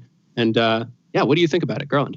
A couple of things. I mean, when you talk about former CIA analyst William Barr, you got to realize that he's a former CIA analyst, for starters. And that this guy came in and he was brought in, and people, if you look, he was George Herbert Walker's bag man. He was a hatchet man under Ronald Reagan. The guy has been up to no good. He was involved in Iran-Contra. He was involved in the pardoning of people involved in Iran-Contra. So he's been a deep state guy from, the beginning of his career, and a climber. At one time, he said he wanted to be eventually the head of the CIA. So they bring this guy in, and a lot of the people who were Trump supporters felt, oh boy, William Barr is going to come in and he's going to look into the Russiagate investigation. And then we start hearing this. Well, in May or June, we'll hear something about the Durham investigation. Of course, eventually Kevin Kleinsmith with the FBI pled guilty to something that was obvious and that was revealed by the FBI's own investigator Horowitz. So there was no way around that. But what we've seen is they've pushed the investigation into Russiagate, into Crossfire Hurricane. They pushed it back further and further and further and further. And I think basically they pushed it back into infinity. I felt all along when I looked at William Barr's history that his job was to shut down, to hide, to obfuscate when it came to the Russiagate investigation. And it appears that is the case. And as he heads out, we see that, that it was an elaborate hoax, that he was working for Trump all along, that it was the perfect hoax, because you could have the CIA's guy in there, you could attack him, pretend that he's a Trump operative while he really wasn't, and he gets out of here and they make this thing go away. And it seems pretty clear that's what's going to happen. I feel like we've been had. I feel like Trump supporters and, honestly, progressives, and for that matter, anybody that cares about justice in and of itself, meaning even independents who weren't necessarily in the political space, we have been had. I feel like we've been lied to. That basically, when Trump got in and Trump said, we're going to look into what caused this, and Barr gets in, supposedly a henchman, and Barr says, okay, we're going to put in Durham and we're going to look into the case. Well, there was an expectation that the conspiracy theory that enraptured this country for 3 years and that literally almost took down the president, deposed the president in a soft coup. Because let's be very clear, that is what the objective was. When these guys were pushing for the Trump stuff, when this stuff was stovepiped into the federal government, what happened? If anything was found on Trump, they would have taken him out. And the very fact that the investigation existed allowed for the potential to take him out in a soft coup. And so for all of this to go up in smoke, and all of a sudden you hear, or you feel like, or get this impression that Durham and Barr basically just kept pushing this until it gets to the point of, okay, well, we're going to leave the administration now, so let's just call it a day. That feels like we've been played for suckers. And do you think that basically Trump was played for a sucker on this? Like that he really did want this information, and that Barr basically lied to him. Here's a big piece of evidence that would argue in favor of your thesis. During Ukrainegate, let's not forget what that was about. That was about Donald Trump saying, look, the Bidens are up to no good in Ukraine, and somebody should look into that. He couldn't get it looked into here. He asked the Ukrainian president, hey, why don't you look into it, right? At the time that he said that, the Department of Justice had the Hunter Biden laptop, and William Barr knew it. They had the dirt on Hunter Biden. So they knew that that the things that Donald Trump were reporting to were in fact credible, that his assertions were credible, and that it was much worse than Donald Trump was implying. And at that time, had William Barr been a Donald Trump operative or even a man who believed in justice, he would have said, hold on with the impeachment. Here's the evidence from the laptop. How are you going to say Donald Trump's wrong when when it's far worse than he's implying? But William Barr didn't do that, did he? He held back on that, and he, in my opinion, he assisted, by not putting forth the information from the laptop and showing all that he had. I mean, they'd have had to drop that thing if they'd have had to drop Ukrainegate. They couldn't have went forward against Donald Trump had Barr come up with the dirt that he has on the laptop. Instead, he hid it. He was part of the game, and it's fairly obvious. Let's not forget one other thing.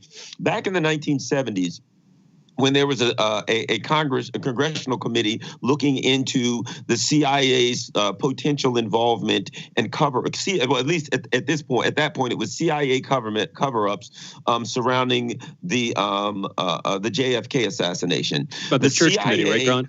What's that? The Church Committee, right? That's right. What you're talking about? Yes, the CIA said, well, we'll give you a guy to look into this particular thing that you're looking into, right? This particular cover-up that you're looking into, we'll bring a guy out of retirement, we'll assign him to your committee, and he will help you look into this. Years later, after that guy died, what they found out was he was the guy involved in the cover-up. So the CIA sent the guy who was involved in the very cover-up, the specific cover-up that the congressional committee was looking into. The CIA gave him to the congressional committee to look into that cover-up. They gave him the guy so it was a cover-up. This is what happens. This is what the CIA does. We've been had again. And one other thing, John Brennan, when he was in charge of the CIA, a Senate committee was looking into the CIA's torture campaign. The CIA hacked into that Senate committee's computers. John Brennan was then assigned to investigate his own CIA for hacking into the Senate committees. And by the way, lied about it. Got in the Senate committee and lied about it when he was questioned. Everything. So we've been, yes. So the answer to your question is yes, again. That's what I would say, Jamarl. Yes, we've been had again. It's very, very interesting stuff. And another point on this related to the Church Committee too. William Barr, the very guy we're talking about, drafted letters calling for an end on the moratorium on destroying records that was imposed on the agency. This was during the Church Committee hearings. This was back in May of 1976. You can go and find this for yourself online. So it's the same dude. So the through line that you're talking about, there's some history in here, but it absolutely exists. Also, to add on to the Ukraine gate, what you were talking about there, like you were saying, all built around a conversation between President Trump and President Zelensky of Ukraine. When you go back and look at that, like you're saying, there's this timeline here where the DOJ had Hunter Biden's laptop.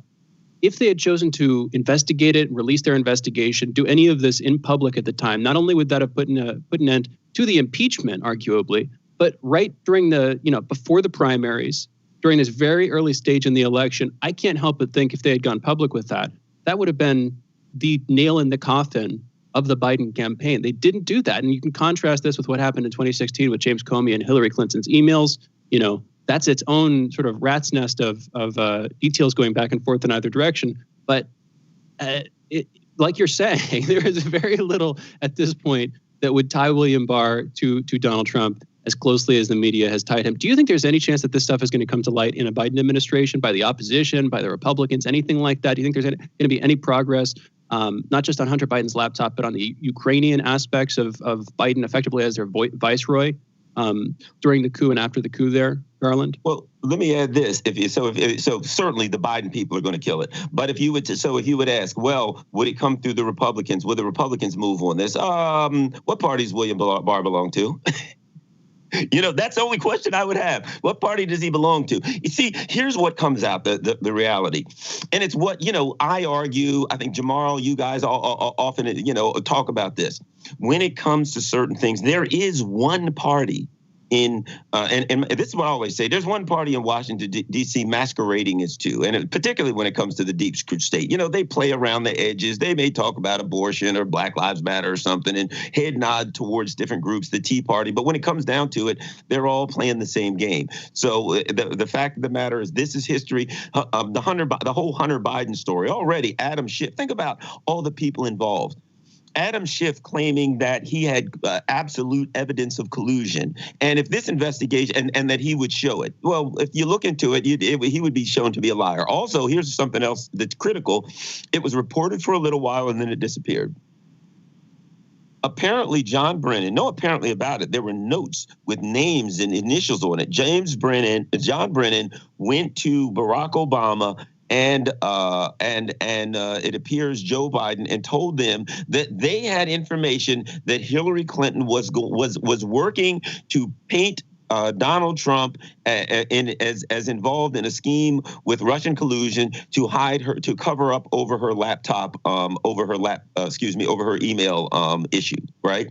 Well, clearly Biden was in the middle of that, and that comes back to Hillary Clinton, who is, extremely powerful in the Democratic Party. Barack Obama, extremely powerful. So this thing goes in.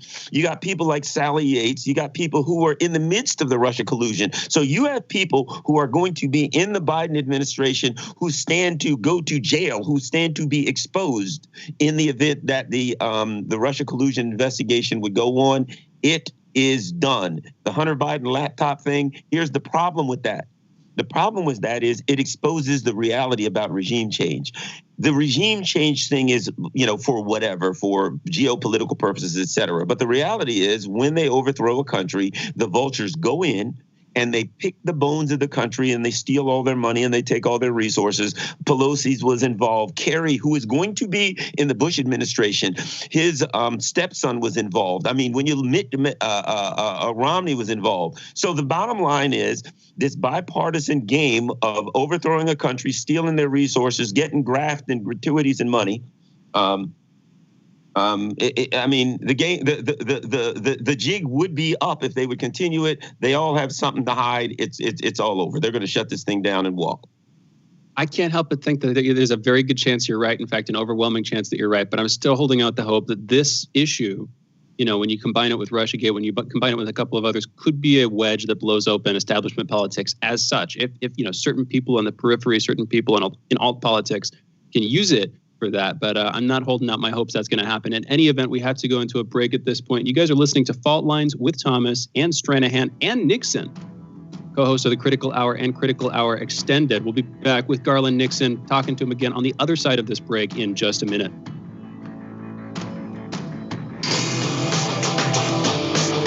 Fault Lines. Feeling kind of blue, but maybe also kind of red, and kind of purple, and kind of alone? You've got a friend on Radio Sputnik. Tune into Political Misfits from 12 to 2 Eastern Time, Monday through Friday, for news, politics, and culture without the two-party bias.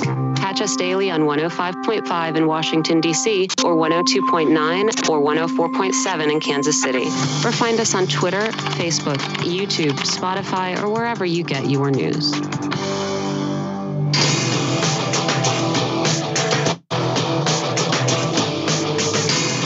Fault Lines. Welcome back to Fault Lines on Radio Sputnik. My name is Jamarl Thomas. I'm joined by my co-host Shane Stranahan, coming to you live out of our station in Washington, D.C. Joining us is Garland Nixon, Sputnik political analyst and co-host of the Critical Hour and Critical Hour Extended, airing Monday through Friday from 6 p.m. to 8 p.m. Eastern, right here on Radio Sputnik.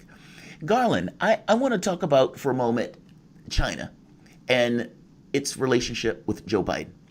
Now, Glenn Greenwald did an article the other day, and he was making this point about a Chinese, I believe it was a professor, but he was arguing basically that Joe Biden and the relationship with China would be a far more straightforward one and far more one with association and pressure, meaning China would have more of a potential to pressure somebody like Joe Biden than they ever would with Donald Trump. The reasoning was that basically Joe Biden is also a fiduciary relationships, not to mention the laptop and stuff with Hunter Biden that these guys are investigating right now, but that those relationships allow somewhat of a tether, especially from the standpoint of Wall Street and from the money that these guys have been able to make in China, that whatever hiccups that may be there from the standpoint of Washington and China, or Washington and Beijing, those hiccups are less because of the fiduciary relationships associated with Biden that weren't necessarily there with Trump. What do you think about that? Is Glenn Greenwald right on this, that China does have more influence on Biden because of all of the ties that Biden has basically to Wall Street? A couple of things. Yeah, he does, for a number of reasons. Let's face it, the Bidens were involved. Right now, the evidence strongly points to the fact that Joe, also known as the big guy, that his son and his brother were involved in a worldwide influence peddling scheme. That, yeah, they got money from China. They'd take money from Mars. They'd take money from anybody that where they could get it. It's just so happened that China it's a growing, gigantic growing economy. There's a lot of cash there. And where there's cash, the vultures are flying there to get some. Here's a couple of interesting things. Think about this. The other thing is influence from Ukraine. Look, the Bidens were involved in a lot of dirt in Ukraine, right? If they were involved in dirt in Ukraine, here's the reality. A lot of nasty, nasty, nasty people in Ukraine have information on them. And I would wager this, and we're on Sputnik, let's be honest about this. You know good and well that the Russians have very strong intelligence in Ukraine, and that anything that goes on in Ukraine, Putin has said that he knows everything that goes on in Ukraine. So if there's some dirt in Ukraine on the Bidens, the Russians got it and the Ukrainian oligarchs got it. Now go to China, same thing. Let me give you something that's kind of weird. I don't know if the term is ironic. I don't know, whatever, but I'm going to throw something out there that I think is positive in a kind of a paradoxical kind of way. I personally despise the U.S. Hegemonic aggression towards Russia and China and lots of other countries. And I believe that the way that the U.S. is acting aggressively and militarily towards China and Russia is very, very dangerous. And if China has something that they can use as a hedge against U.S. aggression, if they have something that they can slow Joe Biden up from getting us all nuked, I think it's a good thing. I mean, I'm not saying that I want to get involved in international politics or things like that. I'm just saying I don't want to get nuked. And I don't want my child, my family, my friends to get nuked. So I think, yes, the people of China, the government of China, they got dirt on Joe Biden. Who wouldn't? His family's running an influence peddling scheme. Maybe that's a good thing. Maybe it'll save us all from being a shiny black pile of nuclear material at the end of the Biden administration. Whatever can save us from that, I'm for it in broad terms. But here's the thing. What if the 25th Amendment comes into play? What if Biden steps down? What if Kamala Harris steps in and she is not held to that same that same pressure, assuming that it might exist? What's your take? Do you think that could happen? Because I could see that being done intentionally. What's your take, Garland?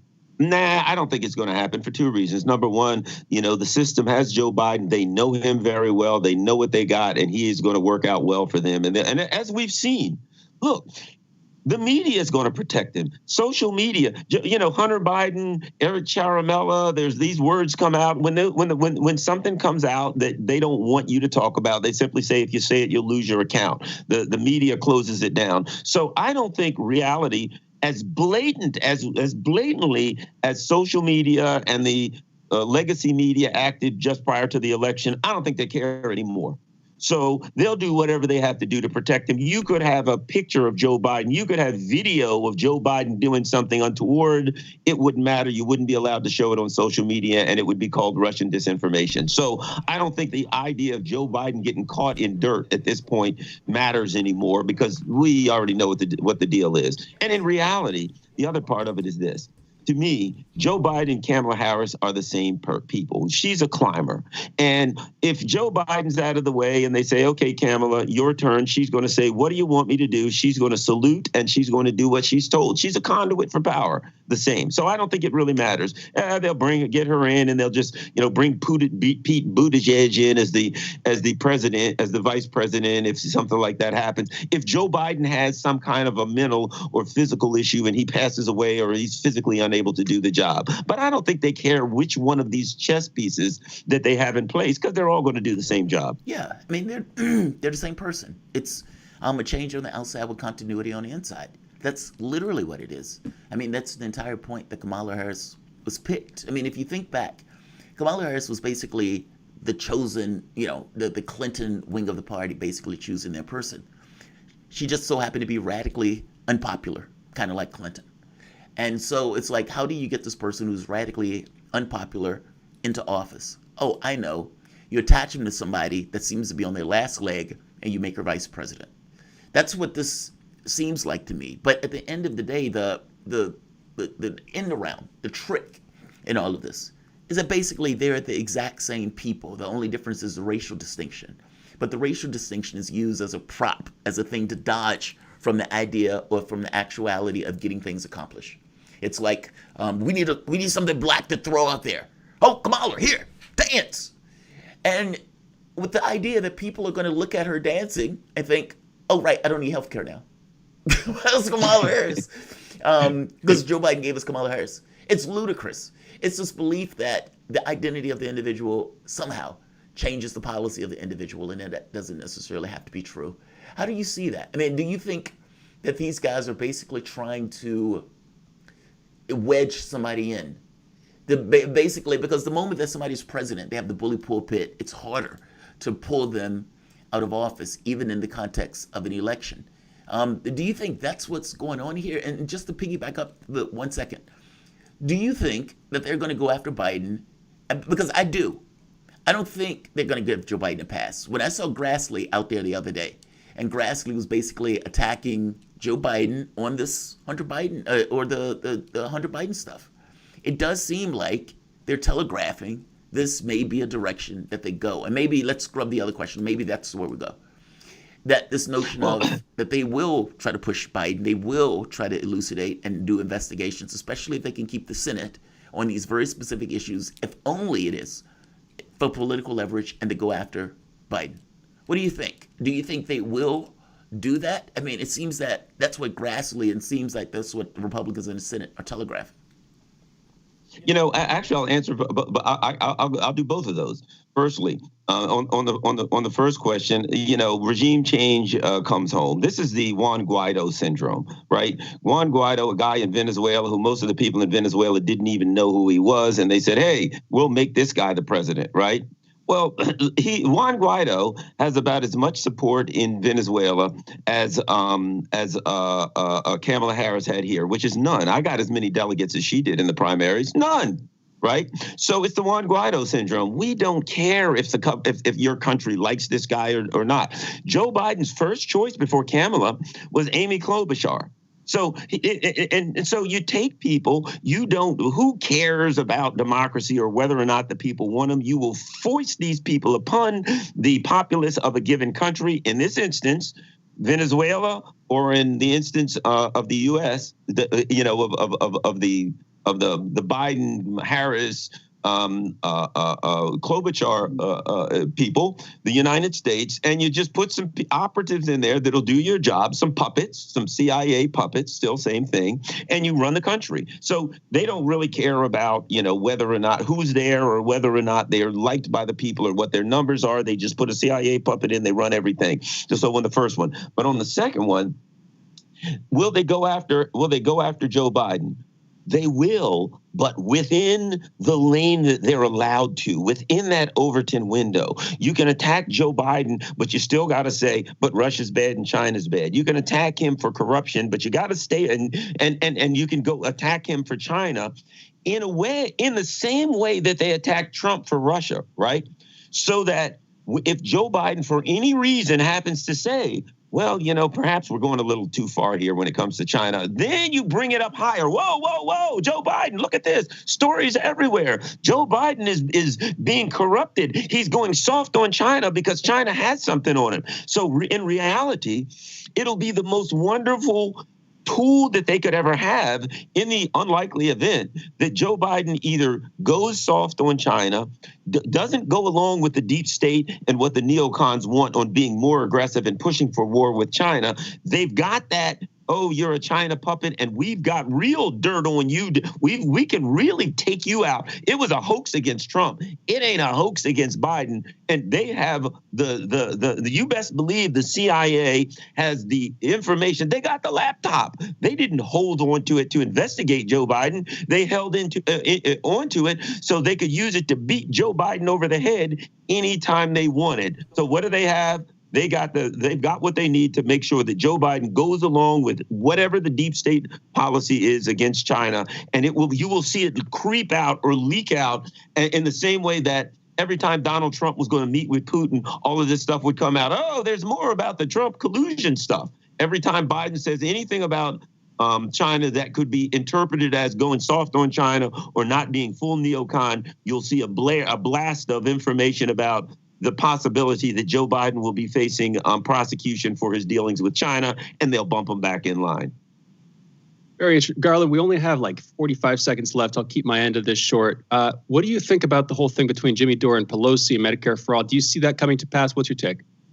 In the end, here's what I've learned: that Nancy Pelosi, before she will bring a vote for Medicare for all, she'll hand the speakership over to McCarthy. That's what they're telling us. They're saying you don't want McCarthy to take over the House, do you? Which means if before she'll say yeah and bring that vote, she'll step aside and give it to McCarthy. But that's only because she doesn't believe progressives have any legitimacy. I mean, that's political legitimacy, right? Like, if she honestly believed that those guys would do it, she would have to have a conversation with herself about, do I want to be speaker or do I want to allow this to take place? Because she doesn't believe they'll go through with it. I don't think they'll do it. Yeah, neither do you or I. Yeah. Well, thanks a lot, guys. It's been great. Thank you for joining us, Garland Nixon. You guys were listening to Garland Nixon, Sputnik political analyst and the co-host of the Critical Hour and Critical Hour Extended. That show airs right here on Radio Sputnik every Monday through Friday from 6 to 8 p.m. Eastern. You should also follow Garland on Twitter at Garland Nixon and check him out on Facebook and YouTube too. Garland Nixon on Facebook, YouTube, and Twitter. You've also been listening to Fault Lines with Thomas and Stranahan. We're going into our break. We'll be back with our last hour and headlines in just a minute here.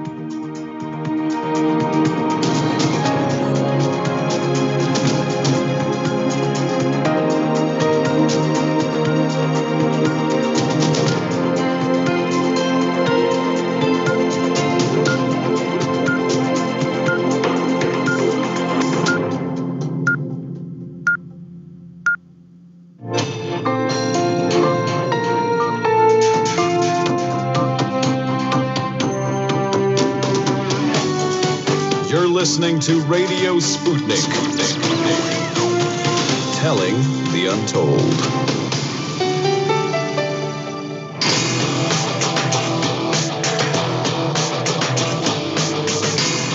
Fault lines.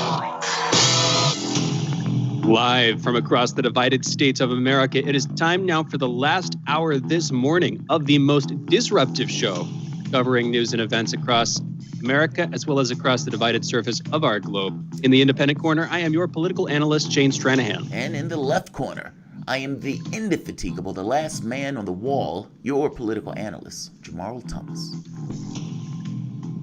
And together we are Fault Lines with Thomas and Stranahan. Going into the news this morning, first up in COVID news, more than 3,500 coronavirus-related deaths were reported in the United States yesterday. That's 3,607 deaths in total. That tops all previous days during the pandemic. In other words, that is a new record, new terrible milestone. 244,365 new cases were registered yesterday. The Food and Drug Administration said Wednesday that pharmacists can draw additional doses from vials of the Pfizer coronavirus vaccine. That potentially expands the first batch of vials by millions of extra doses. Soon after receiving the vaccine, pharmacists began to notice that the vials contain more than the 5 expected doses each. The FDA is in touch with Pfizer about how to handle this issue. In the meantime, though, regulators say that, quote, it is acceptable to use every full dose obtainable, the 6th or possibly even a 7th from each vial, pending resolution of the issue. That means the supply of remaining vaccines could be up to 40% greater, although a spokeswoman for Pfizer said the, quote, amount of vaccine remaining in the multi-dose vial after removal of 5 doses can vary depending on the types of needles and syringes used, end quote. In Bahrain, King Hamad bin Isa Al Khalifa was vaccinated Wednesday against the coronavirus, the Gulf Kingdom's official news agency said. This apparently makes him the first world leader to receive a COVID-19 immunization. There were no published images of the king being vaccinated, and it was not specified which vaccine he was administered. Saudi Arabia began inoculating people in the kingdom with a COVID-19 vaccine on Thursday, becoming the first Arab country to roll out the Pfizer-BioNTech jab. Saudi Arabia received 2 shipments of the vaccine yesterday. I just want to point out that the European Union has not yet started their vaccination program, as far as I can tell.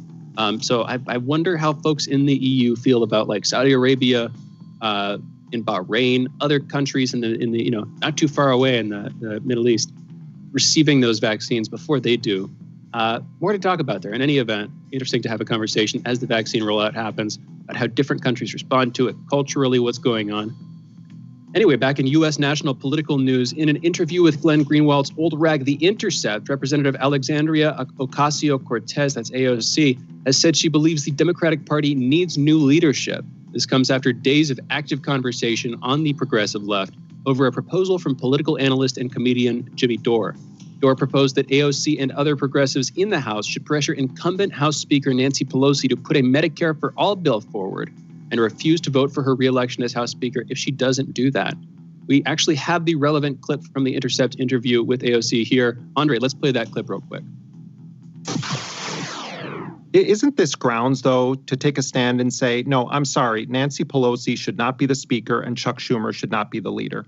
Well, you know, I do think that we need new leadership in the Democratic Party. I think one of the things that I have struggled with, I think that a lot of people struggle with, is the internal dynamics of the House has made it such that there's very little option for succession, if you will. Can't help but say I agree. I mean, yeah, a couple of different ways to approach this. One, and I feel like we don't talk about this enough. Admittedly, there are problems with politics on the local level. In pretty much every case, you have ballot access issues, a bunch of different things. But if you elect more representatives, if you elect more leaders in state government who, you know, have your interests at heart, who are sort of pushing, you know, if you're a progressive, who are pushing the progressive end of things, there's like the triple up political progress that at least you can hope would happen. You can assume would happen. I don't know, Jamarl, real quick, we got more headlines to do. What's your take on that? I mean, and just generally what she's saying here, do you think local politics is the way to do this? What's your sort of optimistic next step here? Of course, there's a local politics thing, right? That where you can get certain things accomplished. But we need to keep in mind, local politics is not the end-all be-all. I mean, part of it, for example, the budget. From the federal government, you can run deficits. From the federal government, you can spend more. I mean, the federal government makes dollars. Well, state governments don't do that. And like California, for example, trying to get a Medicare for All bill would be, I mean, they could do it. It's what, the fifth largest economy. But California is it's not a sovereign currency. And so it's like, I understand that there's certain things that local governments can do. Fair enough, yes, the whole experimentation thing. But I think we also need to be aware that there's limitations. And healthcare is kind of one of those limitations. I mean, it takes, I would argue, a federal government with the ability to expand its currency as opposed to being stuck and trapped under something where you don't have your own sovereign currency. I just think there are limits, that's all, just to the local. But yeah, she's 100%. Right. Yeah. 100%. Yeah, no, 100% there are limits. I mean, I think that there's also like a sort of weird Confucianism thing that happens in politics, where if you start at the local level, you sort of gain power, you gain experience. And that, of course, helps you to step up to the next level, acting, you know, either at the state level or then nationally, optimistically. But, you know, more to the conversation. In any event, have more headlines to go through here. Biden is reportedly about to tap former Michigan Governor Jennifer Granholm as his Secretary of Energy. In addition to having been the first female governor of Michigan for 2 terms, she was also the host of a political TV show and a former candidate for this role for the Energy Department during Obama's first term back in 2008 and then again in 2010. President-elect Joe Biden has also reportedly tapped Brenda Mallory to lead the White House Council on Environmental Quality. That's a group for which she was general counsel during Obama's administration. Reps Thomas Massie and Tulsi Gabbard introduced H.R. 8970, which would repeal the USA Patriot Act and the FISA Amendments Act of 2008. Let's see if that House resolution goes anywhere. But again, as Jamarl said earlier, props to both of them for putting that forward. In international news, French President Emmanuel Macron has tested positive for COVID-19 after experiencing symptoms. He will self-isolate for a week, according to his office. The LSE Palace said in a statement that Macron, 42, was diagnosed after he was tested at the onset of the first symptoms. In accordance with the current health regulations, the president will isolate himself for 7 days. He's continuing to work and carry out his activities remotely. He'd been in meetings with a number of other top European leaders in recent days. Those would include France's Prime Minister, as well as Spain's Prime Minister Pedro Sanchez and European Council President Charles Michel. They will also be quarantining. The U.S. State Department yesterday imposed sanctions on a Vietnamese gas and chemicals transportation company for, quote, knowingly engaging in a significant transaction for the transport of petroleum products from Iran, end quote. U.S. Secretary of State Mike Pompeo tweeted that, quote, today the U.S. imposed sanctions on 5 entities for knowingly engaging in the transport of Iranian petroleum or petrochemical products whose revenue the regime uses out to carry out its malign agenda. We will not relent in our pursuit of those who attempt to evade sanctions, end quote. The Court of Justice of the European Union said on Thursday that Hungary has broken EU laws designed to protect vulnerable migrants and refugees by blocking their right to apply for asylum and forcibly deporting people to the Serbian border. And federal prosecutors in Manhattan have charged a Kenyan man with plotting a September 11th style attack on a building in an American city. That's according to a newly unsealed federal indictment. The man, Cholo Abdi Abdullah, 30 years old, was an operative for Al-Shabaab, a Somali terrorist group that has been described as Al-Qaeda's largest and most active global affiliate. Moving on to tech news here. Bitcoin broke a $20,000 valuation for the first time in its history yesterday, trading 5.6% higher to a price of around $20,600, making its year-to-date gains more than 180%. This latest record high was preceded by a previous last peak near that level in 2017 when the cryptocurrency reached a value nearly $20,000 per Bitcoin. That was followed by a sharp pullback the following year that saw it fall close to $3,000 per Bitcoin. And again, it has now broken that record, kind of reaching a new high. We'll see if it keeps climbing. I was following this stuff from fairly early on. Cryptocurrencies, I think basically from before the point when there were other cryptocurrencies than Bitcoin. I remember following this stuff and I was thinking about buying into it, but I was like, if I get wealthy on this, I'll have effectively gotten wealthy on mere speculation. And that just doesn't seem honorable or noble from a deep human perspective. Now, maybe that was unwise of me, and maybe that's just cowardice talking. Maybe I was just, I wasn't sure the investment would pan out. But the way I remember it, at least, the way I painted things retrospectively is like, this isn't cool. I shouldn't just get wealthy by buying something. I should actually have to work in order to acquire income. Anyway, do you realize, I might be misremembering Shane, do you realize you could have gotten rich and you could have saved the lives of 50, 100, 500,000 of people? Dude, that's exactly the argument. That's so exactly the argument that since I've used against myself. Your pride mattered more than all of those people that you could have helped. No, man, you're really rubbing it in, Jamarl. Oh, God. No, it's true, though. It's 100% true. Were you following this stuff? Where were you on this back in the day? So, my thing for Bitcoin was always, this is magical. Like, it's not so much that money is real. Of course, it's not. But the federal government, I had a hard time believing was ever going to allow a secondary or rival currency. I just didn't buy it.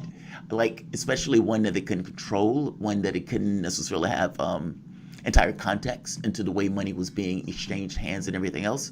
I thought if nothing else, if this was coming out, they would get more stringent in regards to the rules and everything else around it if it was being started. So I was always skeptical in regards of how far this was going to go. I remember having arguments with people. It's like, dude, there's not going to be a rival to the dollar. I promise you. And it's like, no, man, this is going to blow up. I never bought it. I didn't buy it. I didn't believe it was going to go anywhere. Are you still? Do you still take that line? Is that still where you stand on it? I still take that line. I mean, don't get me wrong. It could be a secondary thing that people can use money for and everything else. But I suspect that the government is probably going to start getting more intrusive in dealing with it. I just don't believe that the U.S. government is going to be okay with a rival to the dollar. That's all. Well, or let alone other governments. Yeah. I mean, last I checked, the UK had banned trading options or trading derivatives on Bitcoin. So, there's some regulation there. Again, people will find ways to go around that. And then, of course, there's also the idea, as China is pursuing, we were talking about this maybe a couple of weeks ago, maybe a month ago, China pursuing its own digital currency, not Bitcoin, of course, but like a state-backed digital currency. And I mean, a lot of people talking, when a lot of theorists are looking at the Great Reset, they're talking about, the move to more and more currencies being based online. I don't know, that gets pretty fringy pretty quickly, but there's certainly room for that. That, however, is not the same as Bitcoin or Ethereum or any of these other cryptocurrencies. These are all private. Those would be public. Anyway, I hear what you're saying. I was, I'll be honest, there was a part of that too when I was looking at it back in the day. However, having said that, like you're saying, if you bought into it, you put $100 in back then, who knows how many tens or hundreds of thousands, even millions of dollars those would be worth right now. It still feels like a little bit ill-gotten gains. Anyway, it is. It is ill-gotten gains. But our society doesn't really care. Like, that's an individual thing, right? Our society is like, if you got it, you got it. We don't care. Like, we don't care. Like, if you had to... I got that from somewhere. Yeah, right. You got it from somewhere. I shouldn't take credit for it. It is weird, though. I it's did get almost it like from it's money out of nowhere. And it's basically, you got rich off of people failing, basically. I mean, because when you pull that out, somebody had to lose their shirt in order for you to get that much cash. Right? Am I wrong? Like, isn't that how that works? By the same token, you could have used it for good ends. So yeah, it goes both ways. I hear what you're saying. Yeah, if all you're doing is trading a virtual asset, it is a pretty zero-sum thing. It's not like you're investing in the creation of some productivity. You're not producing some goods, and I think that's where the reticence came in back in the day. But it makes me feel like a fool sometimes when I look back at my past. Anyway, Google is facing a new antitrust lawsuit from a group of state attorneys general led by Texas, this time targeting its advertising technology services. The lawsuit claims that Google unlawfully acquired, attempted to acquire, or maintained a monopoly in several steps of the online ad market, including both buy and sell sides. It also alleges that Google has engaged in unlawful tying arrangements between its ad products, so publishers had to use another Google tool if they chose to operate on its ad exchange, choosing Google's 2008 acquisition of ad tech company DoubleClick as the demarcation of a fundamental change, where the company began to exert leverage as a middleman to extract payments from all steps of the complex online ad buying process. You're working in the company town, you're paying for the company's goods. That does sound a little bit like a monopoly. Back in September, in a somewhat related news, Epic, Spotify, and other companies created the Coalition for App Fairness in an effort to pressure Apple and Google to change their App Store policies. Well, this Wednesday, that group welcomed one of its most high-profile additions yet, Digital Content Next. That is a trade association that represents a variety of media publishers across the U.S., including the New York Times, BBC News, CNBC, Associated Press, the Financial Times, Bloomberg. These are all news outlets. But many other massive players in the media space too. If I'm remembering correctly, I saw like Disney. It's just a bunch of big entities there. So that is a big addition to that coalition. We'll see what that brings to bear in terms of pressure, weight, leverage against Apple, Google, others. Anyway, in our last headline here, the Lunar Gateway, NASA's outpost that will orbit the moon as part of its upcoming Artemis program, will be equipped with external robotics from the Canadian Space Agency. NASA announced that today. Initially, NASA says the Canadian Space Agency will create robotic interfaces for Gateway modules, which will help with the installation of the outpost's first 2 scientific instruments. And with that, those are our headlines. You're listening to Fault Lines with Thomas and Stranahan. And we are going into a break, and we'll be back on the other side of this break with our next guest, Steve Grumbine. You're listening to Fault Lines with Thomas and Stranahan. Be right back in just a minute.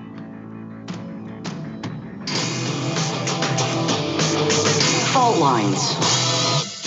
24 hours a day, 7 days a week. We give you the most essential information out there. Radio Sputnik, telling the untold. By Any Means Necessary is your guide to the movement and efforts shaping the world around us, from mass incarceration. No longer am I interested in or concerned with prison reform. I am interested only in the eradication of prisons. To the battle between police and water protectors. It was a pretty punishing disregard for the sanctity of human life, that unleashing water cannons on peaceful, prayerful water protectors. From efforts to protect the environment. The climate movement is ready to, with plenty of opposition research and force and strength, along with, the right of both science and morality, to fight them on this. To the movement for Black Lives. When I first saw the Michael Brown video, and I saw that it clearly contradicted the narrative put forth by the Ferguson Police Department and by police supporters in general, 3 words came to mind. Color me shocked. Stay tuned to By Any Means Necessary, 5 days a week here on Radio Sputnik.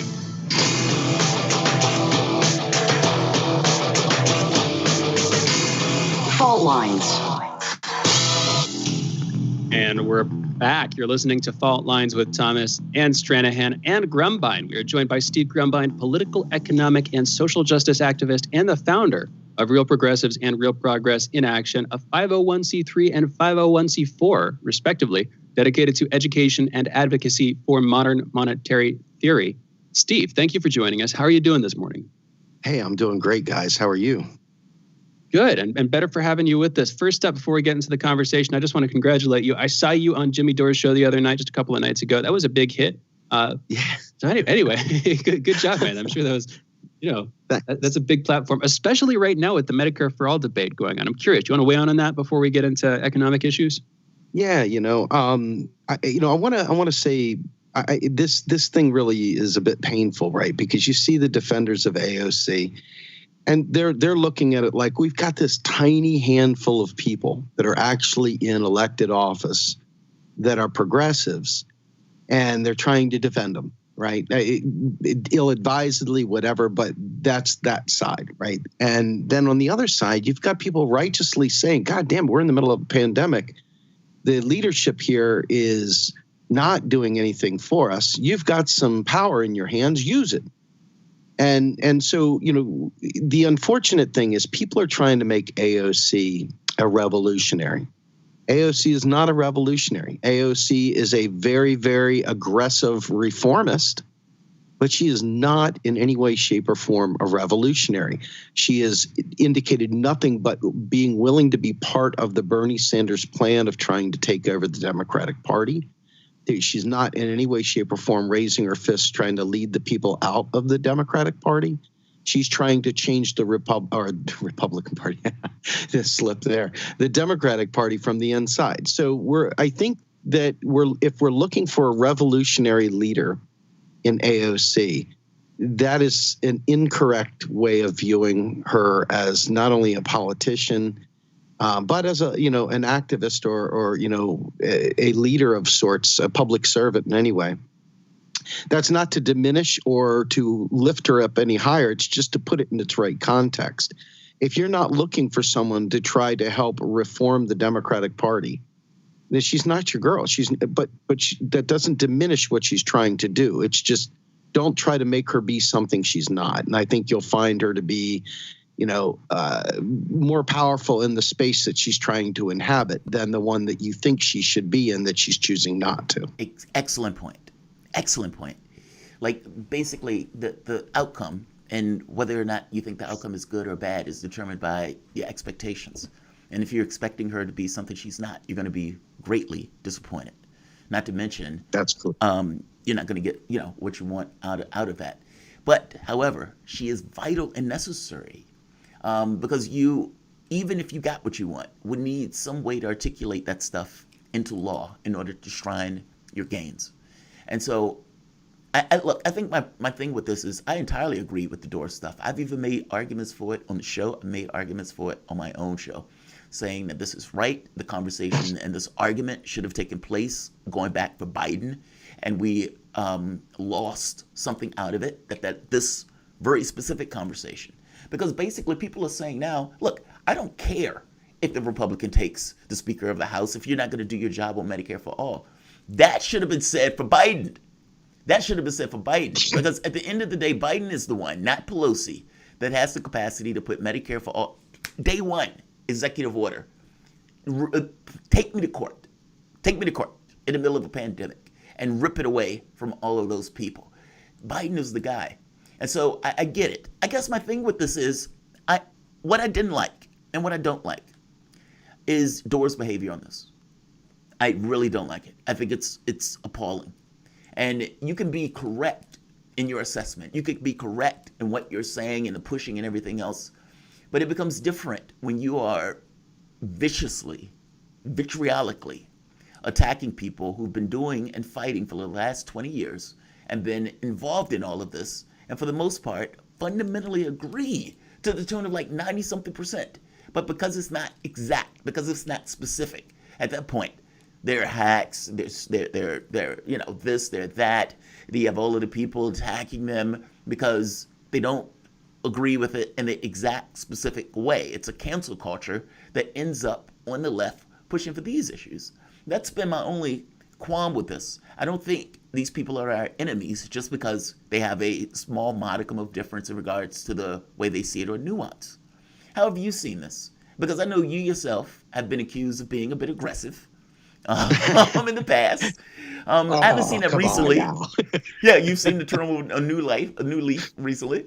But how do you see that? I mean, do you see that as being productive? I don't see that being productive at all. In fact, I see it as being counterproductive. Well, so, okay, let me tell you where I differ with you, and it's only in degrees.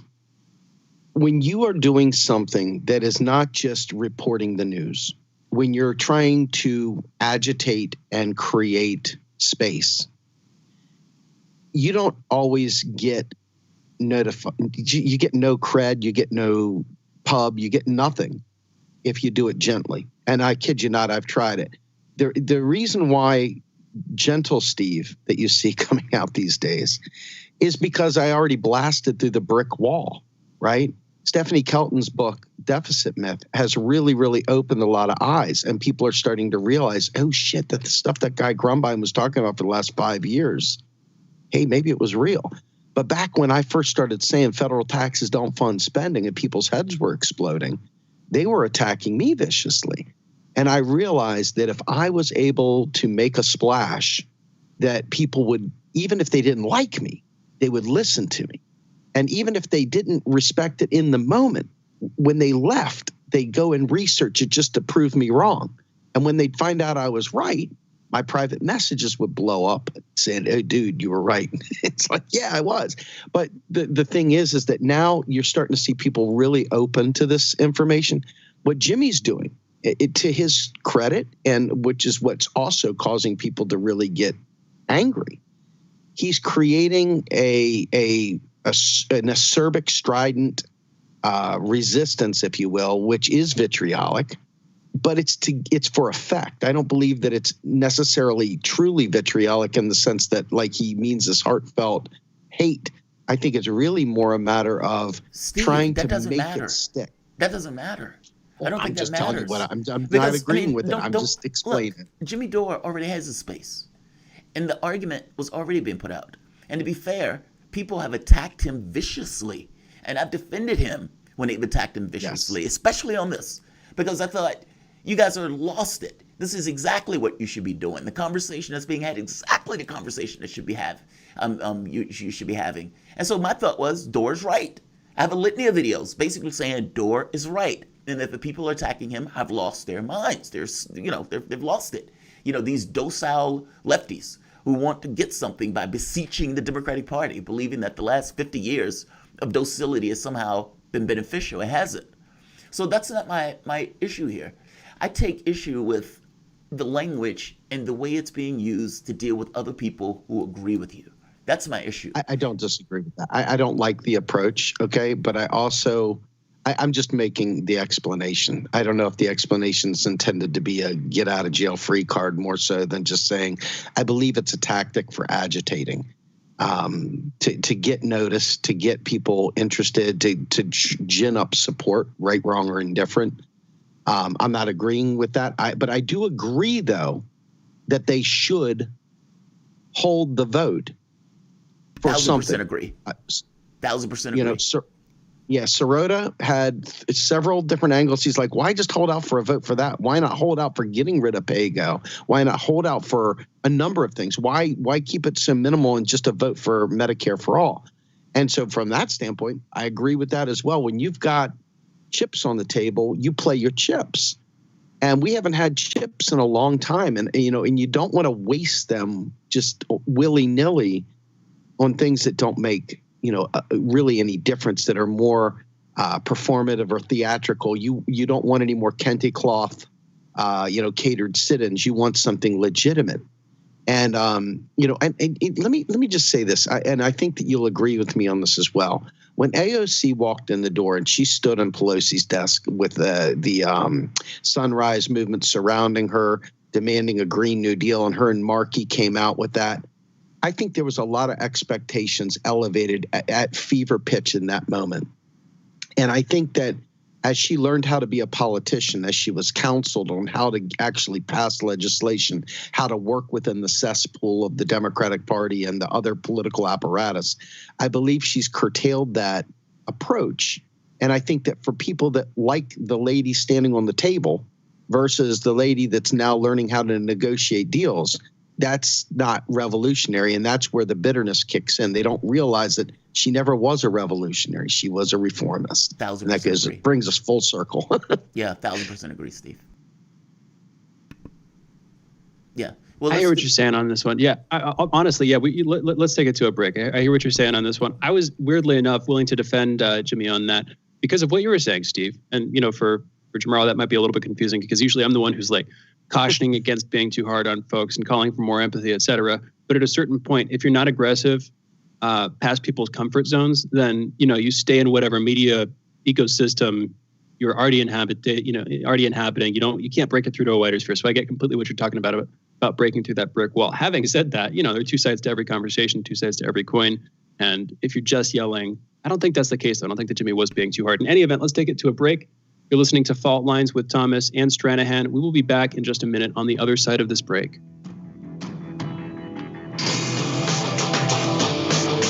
Fault Lines. Tough questions are the most powerful weapon we have. As long as you have questions, we'll keep asking.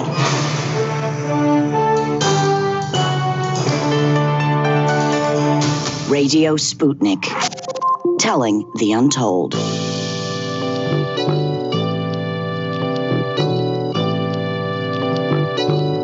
What's the most important hour of the day? It's the Critical Hour with Dr. Wilmer Leon. On this show, we don't just deliver the latest headlines, we divide the real from the fake.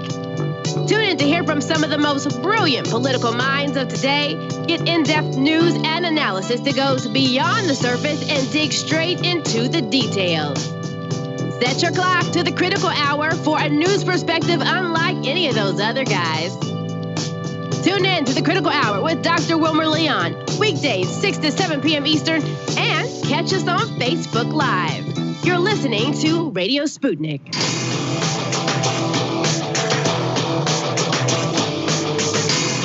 Fault Lines.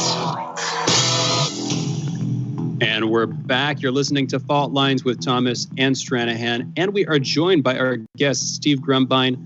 He is a political, economic, and social justice activist and founder of Real Progressives and Real Progress in Action, 501c3 and 501c4, respectively, dedicated to education and advocacy for modern monetary theory. By the way, you can follow Steve on Twitter at SDGrumbine and at Real Progress US, two different accounts there.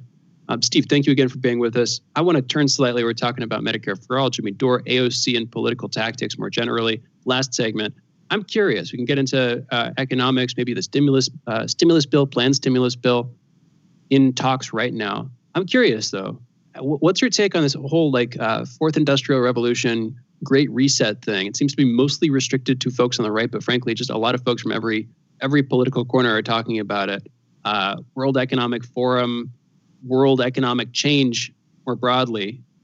Just briefly, what's your take on this? Do you put any credence in it, this idea? I think that anytime there is chaos, and I think anytime there is, despair and just genuine, misery, there's going to be people rattling for change. The idea that, suddenly, we're going to have a crypto world and suddenly we're going to have, this private world, or this group over here is going to be doing its thing. This other group's going to be doing their thing. I don't think that that's going to be any different than normal. I think there's always innovation. I think you see some, I think Bitcoin went over 20,000 yesterday or today. I'm not sure which. And so, a lot of people are staring at cryptocurrencies and looking at the possibility of public currency. And there's a lot of changes going on. There's a stable coin effort. A friend of mine, Rowan Gray, was, leading the charge. He's been vilified by every crypto person out there as they're trying to make this a public thing as opposed to a private thing. I'll be honest with you, stuff's going to happen. To what degree it happens, I don't know. In a slightly divergent sense, we are looking at autonomous vehicles. I know this is a little bit of a diversion, but I want to tie it back in. And, autonomous vehicles, connected and autonomous vehicles had several ways of going about it with DSRC radios and cellular. And what the FCC did was it put the kibosh on DSRC radios, which is what a lot of the companies had been investing in, and put it over to the cell carriers. Well, this is obviously a huge change. There's a shift in the way technology is going to be used and leveraged, in that space. And you never know when the government is going to step in and going to claim its territory, right? And the government went ahead and made a decision, literally eliminated the radio space, the frequency space that they were giving to the DSRC, and now it's all focused on cellular. So when it comes to this reset, and it comes to looking at private currencies and so forth, and this whole approach, I really do believe that the government at any given time could step in, and I believe that there's efforts right now, in fact, to make it a public utility as opposed to a private thing, and from my vantage point, stuff like that is going to happen. Make no mistake about it. I've talked to people like Brett Scott, who is a fintech expert out in the UK, really, really smart, savvy guy. Rohan, of course, and Nathan Tankus, and also a gentleman named Raul Carrillo. These are guys who are right there in the thick of this whole Libra stuff with Facebook. And, I think there's an incredible amount of effort to privatize this financial sector, privatize means of exchange, privatize a whole bunch of things. And I think that really, helps a few investors, but it really hurts humanity overall. And I think that, my hope is that we find a way to make that a public commodity, a public place, and that any kind of resets, et cetera, take into account wealth accumulation and putting timers, if you will, on coins to make sure that people don't just hoard wealth forever. There's a bunch of ways of doing this, and that's not really something I think is like something coming right around the corner, but it is definitely being debated hot and heavy right now. I just want to give a notification. Radio, let's be careful with the cursing. Just a heads up. The Great Reset. Now, I'm always skeptical about stuff like this. 2012 is going to be the end of the world. 2000 is going to be the end of computers or something like that. But I do think there's an argument to be made of a certain dystopian future that could be categorized as that takes place in this kind of libertarian hellscape. Like the United States is one of the most right-wing countries on the planet. And the country and the society itself gets accustomed to it as it moves. As long as it's not moving at a certain speed, meaning it's not drastic and it's not overwhelming, the society gets accustomed to it and society acclimates to whatever change. So you get to the point of having an FDR, and then you end up with an Obama. Both end up in financial crisis. FDR clearly works to the best interest of the public. Obama works to the best interest of the people who gave him $1 billion. It's a clear difference. Even if you look at Reagan coming out against the Iran-Contra affair, the buck stops with me. Reagan nearly got in trouble for that. Obama does not get in trouble for the regime change operations that the mainstream media even knows about, that's on the pages of the media and everything else, and nobody cares. I guess I'm saying it seems that the countries get worse, and as long as the momentum is not drastic, that the society gets accustomed to it as each successive generation. I guess the reason I'm going here is because I'm making this point about technology and the way that we have all of these people losing their jobs because of it. And what does this mean for labor? And what happens when it gets to the point where labor is not one of the main drivers, technology is. And if these people want to strike, well, so what? The robots are doing the main jobs. The robots are doing the infrastructure. The robots are ensuring that the people can get through. When you go to McDonald's, that's a robot that's making you a sandwich. Meaning labor get diminished to the point where the strikes and those type of things lose effect because the capitalist class basically maintains its domination over all of the supplies and equipment as they get automated. I guess what I'm saying here is it possible to get to this kind of dystopian world where technology and where software and basically robotics and AI allows the 1% or the 0.01% to own all of the stuff while simultaneously not necessarily needing workers to do the job, having robots to do it. To me, that is extremely dystopian. What does it mean for food? What does it mean for the society to push back? What does it mean for society to push back in the sense of a revolution if much of the military is drones and whatnot? I guess I do consider a potential for this to get very, very dystopian. And I consider this potential to be real, considering the momentum that we've changed from the standpoint of where we were to where we are now in our political climate. What do you think about that? Do you think that is too far-fetched?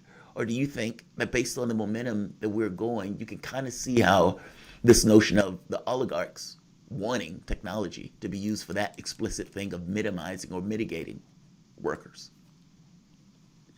You know, I believe that there is always going to be advancements, and I do believe that right now, the way society is structured, the benefits of automation largely go to the 1%. So I could see the need for a quote-unquote great reset on many levels to make life fair, to make automation a public utility, to make the public benefit from this. Do I think that the oligarchs would like to eliminate any kind of friction with labor and so forth? Absolutely. Do I think they see UBI and things like that as their way of enabling that? Yes, I do. Do I believe that that's in our best interest? No, I don't. I really do believe that there is work out there that regardless of how many robots there are, whether that work looks like what we think of work as today, where we're chasing a dollar for the man, that doesn't necessarily have to be the way it is. A lot of socially beneficial work is left undone because the man doesn't see it as a profit motive. He doesn't have a profit to gain from it, so it's not attended to. But this is where public employment, where serving the needs of the community can take over. And I think that there is always going to need to be people that fix the robots. And I think that there's probably going to be opportunities for care work and a whole host of other things that we, as regular people, will always need to do. It's just a matter of who's going to be paying that bill. Is it going to be a private sector, which is going to be looking for profit motive? Or is it going to be the public sector, which has no profit motive whatsoever and could just simply fund that work? And I think it's going to be the latter. Doesn't the public sector almost inevitably have a profit motive just simply in the fact that we are human beings operating in a society that rewards certain things with money or power or any kind of gain in an abstract sense? Isn't that just as true for people and organizations operating in the public sphere as it is for people and organizations operating in the private sphere? No, so the public space has absolutely no profit motive. They don't gain a thing from profit. The government spends that money into them. That's their budget, and they spend it on whatever they do. The people that are working there earn a check for what they do. Profit is surplus labor. I mean, you're talking about surplus value there. That right there is given off. Well, the government doesn't have to do that. The government can just spend the money that it wants to spend on whatever it wants to fund, period. And that could be good, high-paying jobs that it wants to fund. Scientists, doctors. I mean, we need plenty of doctors. We need nurses. We need lots and lots of that stuff that's completely not met right now. No, we need complete. Oh, I'm sorry, Steve. That was a break. I'm sorry. Please finish. No, I'm just saying I believe that there is an incredible amount of work out there, but when the public funds it, for example, if we fund research, we the government, if you consider we the people, the government, we there's no profit motive there. We're spending that money into existence. We can make more money out of thin air. There's no need for profit in that sense. Well, here's the thing. I mean, I'll just bring in one huge example here. Are you saying that there is no profit motive in the military-industrial complex, particularly in those organizations that are government-funded, part of the DoD, part of the Pentagon? Is that what you're holding to? Oh, you're talking about public-private things. I'm talking about public-public. Okay, I'm more than okay with nationalizing industry. I'm more than okay with getting rid of these private companies that have that motive. I'm saying the government itself has no profit motive. So what the industry itself does, okay, with that money is when the capitalism begins, if you will. I mean, the federal government isn't making profit off that. Here's the thing. I mean, pretty much inevitably, the money that gets spent, whether it's spent on services, it is either spent through people or it's spent on salaries. Like you have a bunch of government employees, including in the military-industrial complex, including in the Pentagon, like we were just talking about, who are paid fairly well, who have either a sinecure, in which case they're not really having to do that much work, but they just sort of have that seat and they're rent-seeking on that seat. Or, they do some work, but they might be paid more than they would if by some magical means this were operated privately. But regardless, they have a profit motive. And bureaucracies, organizations, whether they're in the public space or the private space, are sort of always trying to get more money, as far as I can tell, so that they can continue to fund and so they can pay more to their employees. Like, isn't that just, you say that the federal government as such has no profit motive, but don't all of the personal components, all of the people in the government, whatever agency they're a part of, have their own profit motives? Like, doesn't that hold just as true? What's your take on that, Steve? We've only got a couple of minutes left here. Well, I mean, everybody wants to make more money. Everybody wants to have more buying power. In a capitalist society, all businesses want to make profit. So that, in that sense, yes.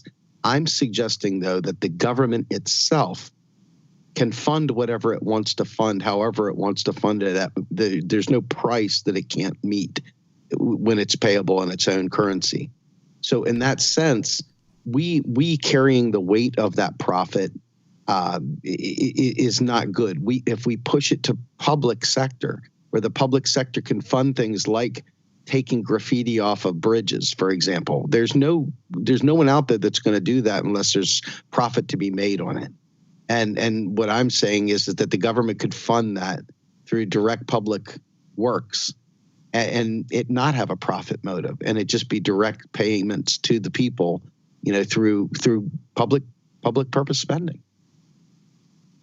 I think we got to close it out in terms of time. I think that ultimately, when it comes to ideals, I agree with you. I think that when it comes to the factual matter, what is the case now, the government, all of its subsidiaries, all of the people within it, it's much easier to find people who are operating out of a profit motive in the government than it is to find people who are operating out of some deep bedrock foundation of ideals. And that's not an indictment of politics as such. I'm not trying to indict, I'm not a pure capitalist. Anyway, we're out of time this segment, out of time for this conversation. Thank you, as always, for joining us. Interesting conversation, Steve.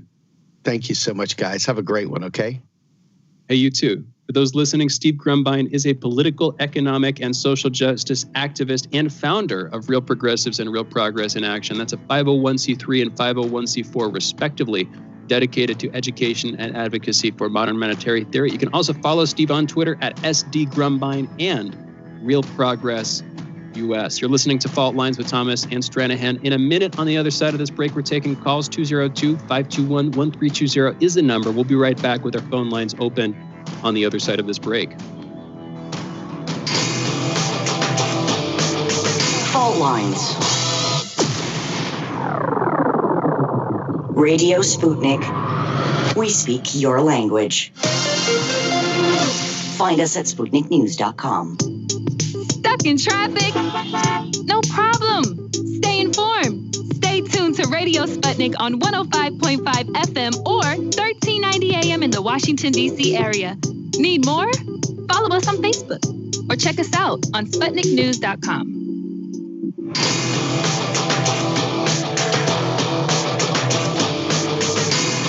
Fault Lines. And we're back. You're listening to Fault Lines with Thomas and Stranahan. And you could be listening to callers soon. 202-521-1320 is the number. We have one on the line, but again, 202-521-1320. Feel free to call in anytime during the segment. We've got Stedman calling in from Detroit. Stedman, you're on the line. What's on your mind? Hey, so I wrote down my points, so hopefully I don't ramble. But first I wanted to kind of hit the argument that Jamarl was bringing up about Jimmy Dore, saying he kind of is attacking people who've been involved in the space for 20 years. And I kind of know what he's talking about with the Matt Stoller comment, and I think it can be partially taken out of context just because they kind of have an agreement as friends that that tone was acceptable between the two of them. But I think the significance of the M4A debate, when you look at it during a pandemic, and I'm saying this more as a response to David Sirota, because he said, oh, they're not thinking high. They're not thinking enough. They're thinking too little, or whatever he was saying. That would be a great argument. That would be a great rebuttal to Jimmy Dore if there was already a movement going forward to push the progressives in Congress, in Congress to do something. If there was already a movement or a plan being drawn up or some plans in place, and there was already things going on behind the scenes, which I don't understand why everything needs to be behind the scenes, then you could say, yeah, man, Jimmy, you're kind of messing this up, and why don't you do this, or why didn't you do this, or whatever? We're already doing this. It's much bigger. But during a pandemic, you have progressives in Congress who ran on Medicare for all, giving everybody health care. And then you want to say, when we get there, and it's a pandemic, and like you always say, 200,000 people have died, almost 300,000, millions have gotten it. Over 300,000 in the U.S., right. Just real quick, over 300,000 at this point, and death rates rising. Anyway. Yeah, over 300,000. And you guys aren't even willing to fight to get a vote for health care for people. They're projecting 16 million people losing their homes, and you're not even willing to get a vote for Medicare for all, whether or not it passes. And then with the Matt Stoller comment where he's saying, this is all performative, whatever, performative or whatever. This needs to be done because you have to know where people stand. People they're dying now. They're going to be dying soon in greater numbers. And to just try to brush this off as performance because he thinks that he's gotten some headway on the monopoly situation, that's really disingenuous. But the second point was Garland. When you look at what Garland was saying about Bill Barr, the media, the establishment, so Trump's Justice Department, and how they treated him with respect to the Hunter Biden, Ukraine Gate information, having the laptop, right, the Russiagate, all this other stuff.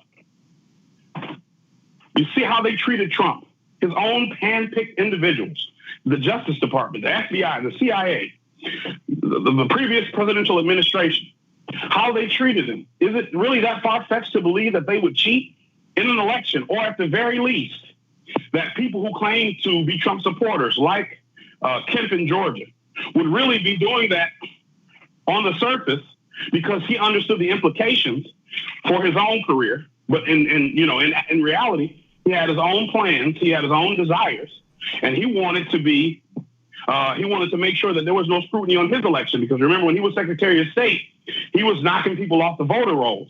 So if we're going to look at everything and we're going to audit all the elections and we're going to make sure everything is fair, that hurts him too.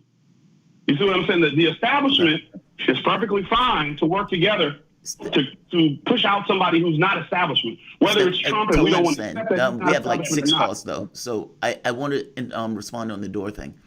I'm always enamored. Oh, thank you for the call, man. I'm always enamored when I do videos on people who they like, or when there's back and forths with people that they like, that they seem to drop all context of what was said and basically just understand, oh, I don't particularly like the fact that you said something about the person that I like, missing what was said. I've done 3 or 4 videos now saying full-throatedly that what Dore is doing from the standpoint of the policy is correct. I've argued that it was correct. I've defended Dore multiple occasions on this. I full-throatedly made the argument multiple times, even on this show, not just my own show, making the point that he is right from the standpoint of strategy and why he's right from the standpoint of strategy. And yet, the people who call in and talk about it miss my point. I don't care if you are right. How you articulate it matters. Meaning you could be entirely right on the strategy. You could be entirely right on the policy. But if you're in this situation where you're having a conversation with Sirota, and Sirota basically agrees with you, he just doesn't necessarily agree with you in the exact same way, and you are losing it, like flipping out. Your behavior is horrible and appalling. And just because he screams when he can't come up with a real decent, cohesive argument to push back on Sirota, yeah, I have problems with that. That's not me saying that I have an issue with him pushing AOC. Clearly, I didn't say that. I'm saying that if you're dealing and talking to people, we argue with people constantly on the show. If I behaved in the way that Dore behaved, I would have been fired from this show. Full stop. You are engaging people that either agree or disagree with you. But the screaming, the inability to have the conversation, the inability to talk and scream the moment that you get to the point where that person is saying something you don't like is appalling. He's paid I don't to do respect exactly that that. either. No, but and here, I'm saying that's Jamarl, a problem. we've got Go ahead, Shane. We have too many calls. We have too many calls. I mean, Let's go to our I phone get it, break. Shane, but It's he was overflowing. responding to me, and I understand that we have I hear callers. you. Clearly, I could see all of the I hear callers you. right here. So please Let's don't do it. interrupt me when I'm trying to make a point, especially when he's come on, directly man? talking to me.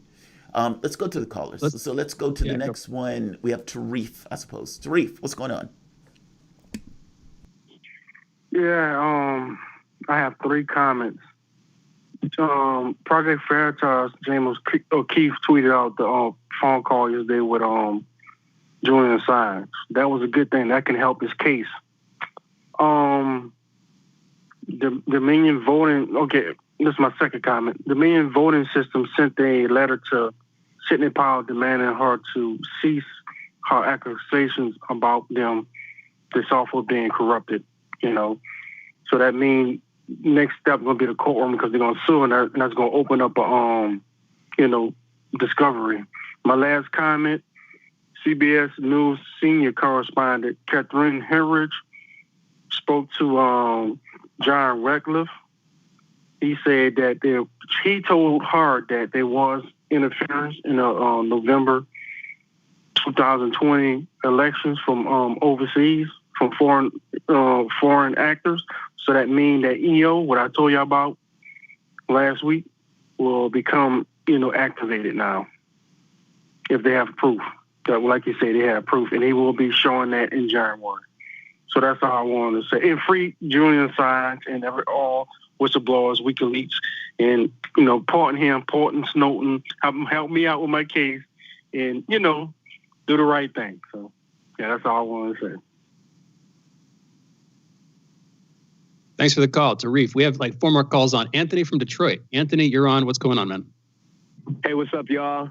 Sensing a little heat in the kitchen. I like it. I just wanted to come on. I'll try to be quick. Because I have a question. One, I want to give a big censored public radio middle finger to UPS for having me come in despite showing COVID-19 symptoms.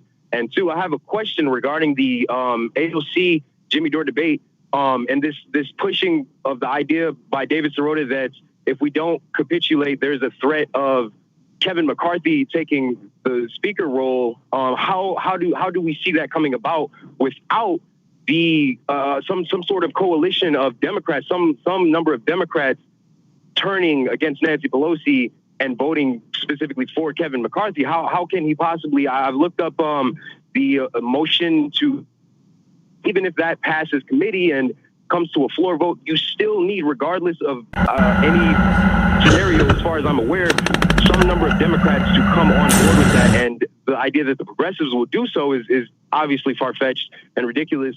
And so why then does the onus or the blame in the guilt in the way that we're framing the conversation seem to fall on the progressives for such a result? And why is it not that, why is it not just, instead, what I'm saying is, instead of that being a reason to not do it, it seems to me that would be a reason to do it, if, it's being a potential possibility, but only occurring by the action of blue dog Democrats willing to shirk Nancy Pelosi for a more conservative candidate.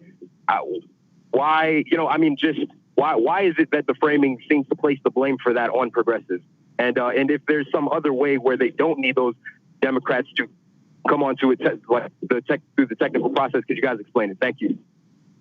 I mean, we got 2 more calls. I'll try to be brief and then I'll hand it off to Jamarl. I think because progressives are seen as the only real chance here. Pelosi's not going to do it. The Republicans are going to do it. And so people who want that put forward into Congress are leaning on the people they can lean on. Progressives in Congress, progressives in the House to do so, because that's their only choice, frankly, at least in the current political scene. Jamarl. Yeah, that's it. It's their only choice. That's why they're leaning on him. I mean, and it's always that way. Think about Biden. They always say it's the progressive responsibility to get Biden elected. It's bizarre, but progressives also accept it. We have Thomas in D.C. Thomas. Hey guys, how's it going? First time caller. Just a quick question. I'm very interested in the Great Reset and what Charles Schwab is presenting. My question for you guys is, if you believe that these elites and higher ups are go ahead and shaping the world without our permission, if they're for the first time laying their cards on the table and saying, be a part of this new shaping that we're planning on doing, why not take an opportunity to look at it if they're going to lay the cards out on the table? I want to, and we have, and I want to do more so in the future. First, real quick, it's Klaus Schwab you're talking about, the founder of the World Economic Forum, not Charles Schwab, which is like a bank and brokerage and stuff in the U.S. Anyway, I don't mean to be pedantic there, but just a quick thing. And we have talked about it, and we will talk about it. Part of what I'm responding to, though, is a bunch of people who are freaking out as if this is the end of the world. Like we've had Tom Luongo, for instance, not saying he's freaking out, but in my opinion, it's not as scary as he and some of our other guests have made it out to be. Admittedly, neoliberals are kind of freaky whenever they do pretty much anything because of their policies, but it's not I don't know, man. The fourth industrial revolution doesn't seem either industrial or like a revolution to me. I'll say that again, like I did when we last had Tom on. We've got another caller.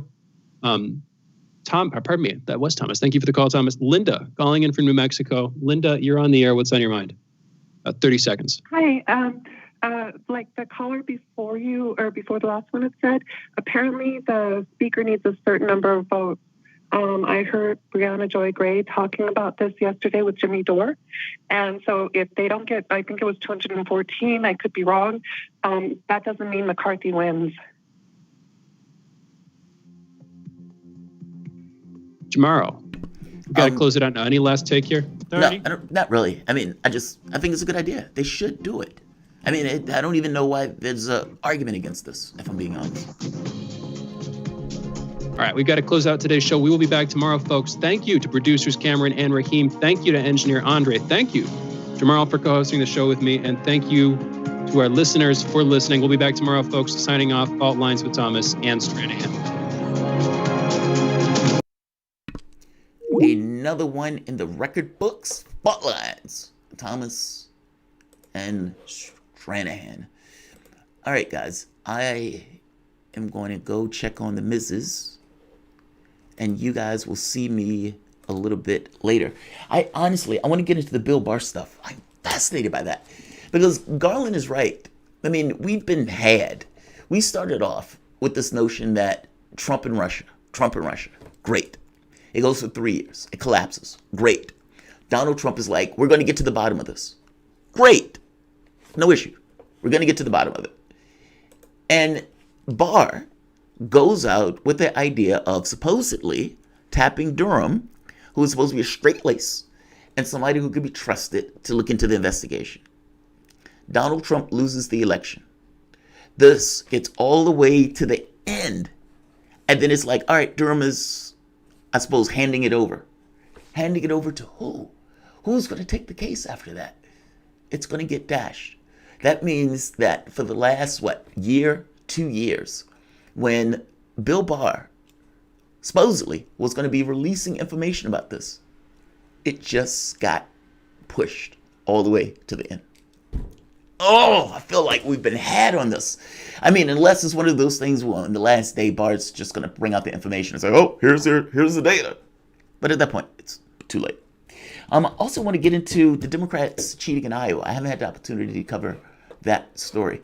So you guys are probably going to see me a little bit later, I think. I also want to get into Reefs talking about Ratcliffe, because I had that interview, but I don't have all of the I didn't know all of the ancillary stuff about it. One last point. Look, you can argue with people who disagree with you. You can argue with people who are even on your side of the political spectrum, and you can disagree. Meaning you can have disagreements all the time. Tom has been on the show. Mark, we've had all sorts of Republicans on the show. People who will say things that I think is way off the reservation. I think we've only had like 2 big arguments once or twice where the people leave where they felt some kind of way. I'm saying you can have those conversations. You can have those fights. You could be entirely right, which I do think Dore is entirely right in what he's pushing. I think he's entirely right in even agitating for it. I don't think his job is necessarily to be understanding. His job is to push. And that's what he's doing. He's doing God's work in this case. But just because you're doing God's work doesn't necessarily mean you can act and behave any particular way you want. And that's the way it comes across. I mean, whether it's spitting on dude at the thing, whether it's, I don't know, man. It just seems like when you are paid to act poorly, you do so. And unfortunately, having thousands of people basically saying, hey, you're right, even when your behavior is bad, to have all that stuff, that's not good. That's not a positive attribute. And yes, be aggressive. Yes, yell, bitch, moan. Yes, flail your arms and all of this other stuff. All of that stuff is fine. I'm not even bothered by you being aggressive on your show. You should be aggressive on your show. It's your job to be aggressive. It is your job to advocate strongly. But if you are in a conversation with another grown man and your response is to start screaming like a maniac, that only works because you're online. If you were in person, they would have knocked you on your ass. And I'm making the point that over and over again, when you see that, that looks bad. And it destroys any ability to even have a fucking conversation. Do you realize my argument has been the conversation that Dora is having right now is something that should have been taking place before the election. My argument goes further than the Nancy Pelosi stuff. It goes, this is correct. Meaning, if the only thing that took place from all of this was this very specific conversation that is being had on the left, it would be positive. It would be a win. That's the way I look at this. I look at all of this, for the most part, as positive. I think it fucks up when it gets to the point of like, the only thing you can think of is exactly the way I'm thinking about it. And if you don't think about it in exactly that way, I'm just going to lose my shit. I can't get behind that. Yes, 1,000% behind the strategy. 1,000% believe this should be done. 1,000% believe you should be aggressive about it. 1,000%, all of that. 1,000%. I was in agreement with it when it first came out. I was making videos on it when it first came out. So, you know, if you are going to criticize me about it, know what you're criticizing. The issue is not the plan. The issue is not the strategy. The issue is not whether you're right or wrong. The issue is the way you act. That's what I'm getting at. The behavior, especially towards people who agree with you, is problematic. That's all. And I've told you my own experiences on this where, you know, I'm not going to show the video if I lose the argument, or if you make me look bad, I'm not going to show the video, in which case the video never gets shown. So yeah, I mean, it's, look, Dora's awesome. And this doesn't necessarily change my appraisal or opinion of him. But just because it doesn't change my appraisal or opinion of him as an absolute, doesn't necessarily mean that each and everything he does is fucking great. And that the conversations that you're having with other people who have came on your show, who you agree with, and who you guys basically get along like 99 point something %. And to flip that, look, I don't know any grown man, downvote this vote as much as you want, do your thing. I don't know any grown man that would stand there and be okay with another grown man screaming at the height of his lungs at that other grown man. And if you think that's okay, I think you're fucking insane. You would not be in a situation where you would be okay with that if that was happening to you. David Sirota has been rage tweeting for like 3 days, pissed off because in his mind and to my mind, he got misrepresented and slandered. He had been doing this stuff for years. And it's like a jack-off comedian on YouTube comes up for the last 3 or 4 years or however long, and all of a sudden, he's shitting on the guy. I don't know. I had some feelings about that. I just thought it was wrong. And I thought doubly so in regards to people just blowing smoke up Jimmy's ass. Like, oh, Jimmy, that's great. No, it's not. I know from my own show, you have people who basically agree with pretty much anything that you do, whether you're right or wrong. And on the levels of 500,000 subscribers, that number is going to be that much higher. That's not a positive attribute. Aggression, yes. Relentlessness, yes. Ferocity, yes. All of those things are positive, especially in pursuit of a goal. Especially when you have all of these people without health care. For God's sake, the fact that the argument needs to be made at all is problematic. But even more so during a pandemic. So again, this is not, you know, if you're going to downvote me or if you're going to come at me, know what the fuck you're talking about. This is not an issue of actuality, this is an issue of behavior. Just because you are right doesn't necessarily mean it gives you carte blanche to act any particular way you want. And there are some times where I don't give a shit about what's going on in your head. I give a shit about what you're doing. And yeah, I thought it was problematic. So, downvote me, unsubscribe. Wrong is wrong. And that doesn't change that at all. So, I would love for any of those people to believe that they would perfectly and totally be in the situation where another grown man was yelling at him. I think that's fucking insane. I don't buy it at all. Pop reality, you're wrong on Jimmy or feelings. Okay, explain why. You're arguing against a straw man. No, I'm not. I am not arguing against a straw man. I'm very specific. I named the person. I named the topic. I named what the argument was about. I named the reaction. So, right here. Right, I love this. Stedman, when you can't argue, where is it? When you can't argue the message, argue the delivery. Why do I need to argue the message? I agree with the message. So, yeah. Opposition or personality politics. No. This is kind of exactly my point. This is exactly my point. I hate to tell you this, but all of you guys are basically saying, hey, Jamarl, I get that you agree with Jimmy. I get that you agree with the premise. I get that you agree that he should be doing this. But because you think that he was being abusive and belligerent to somebody that basically agreed with him, that you're wrong about being bothered by that. Get the fuck out of here. That's insane. That's utterly insane. Speakership does not go to McCarthy. Are you guys on drugs? Are you on drugs? This is exactly my point. My argument to you is not about whether Jimmy is right. I've said that multiple times. You can go back and look at multiple videos. I've made that point that he's right. I made the point that it should be done.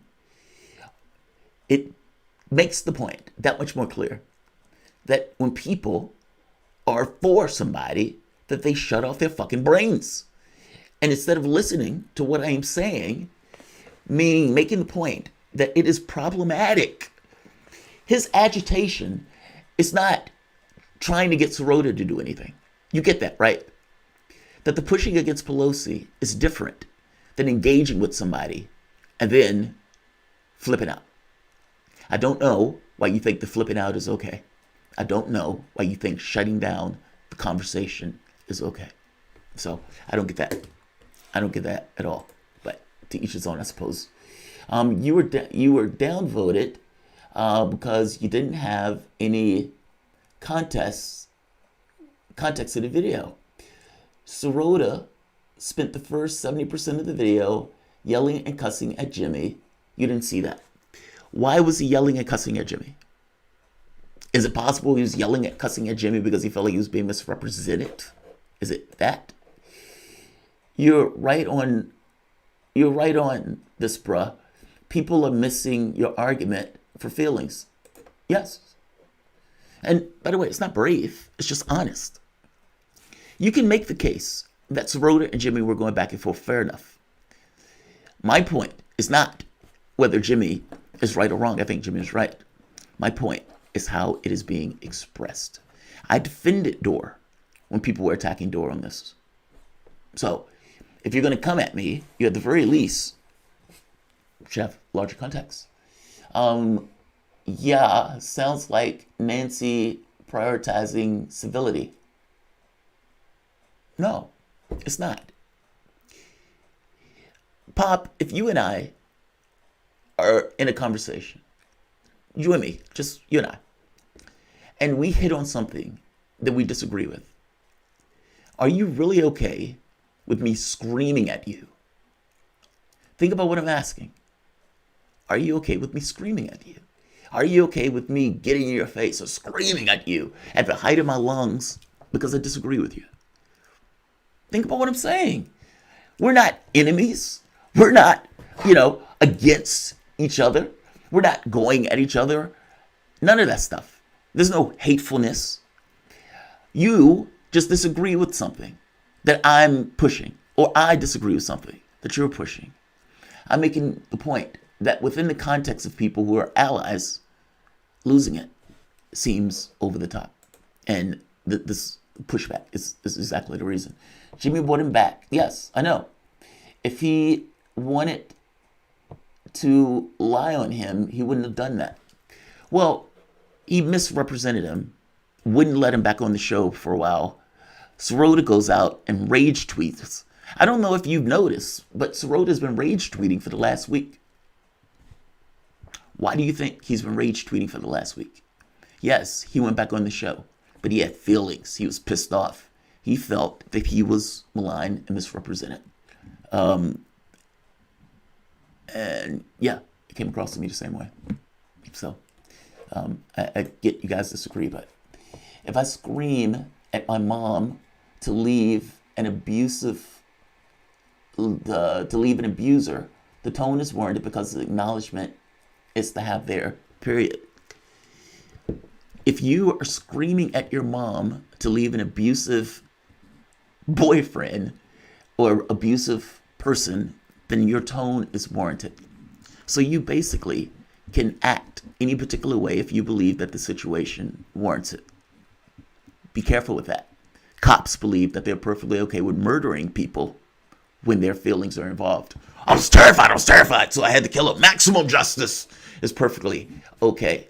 I don't buy that. I've never bought that argument, that just because something happens to you, that you and your feelings can basically make the sole determination about how you act in the moment.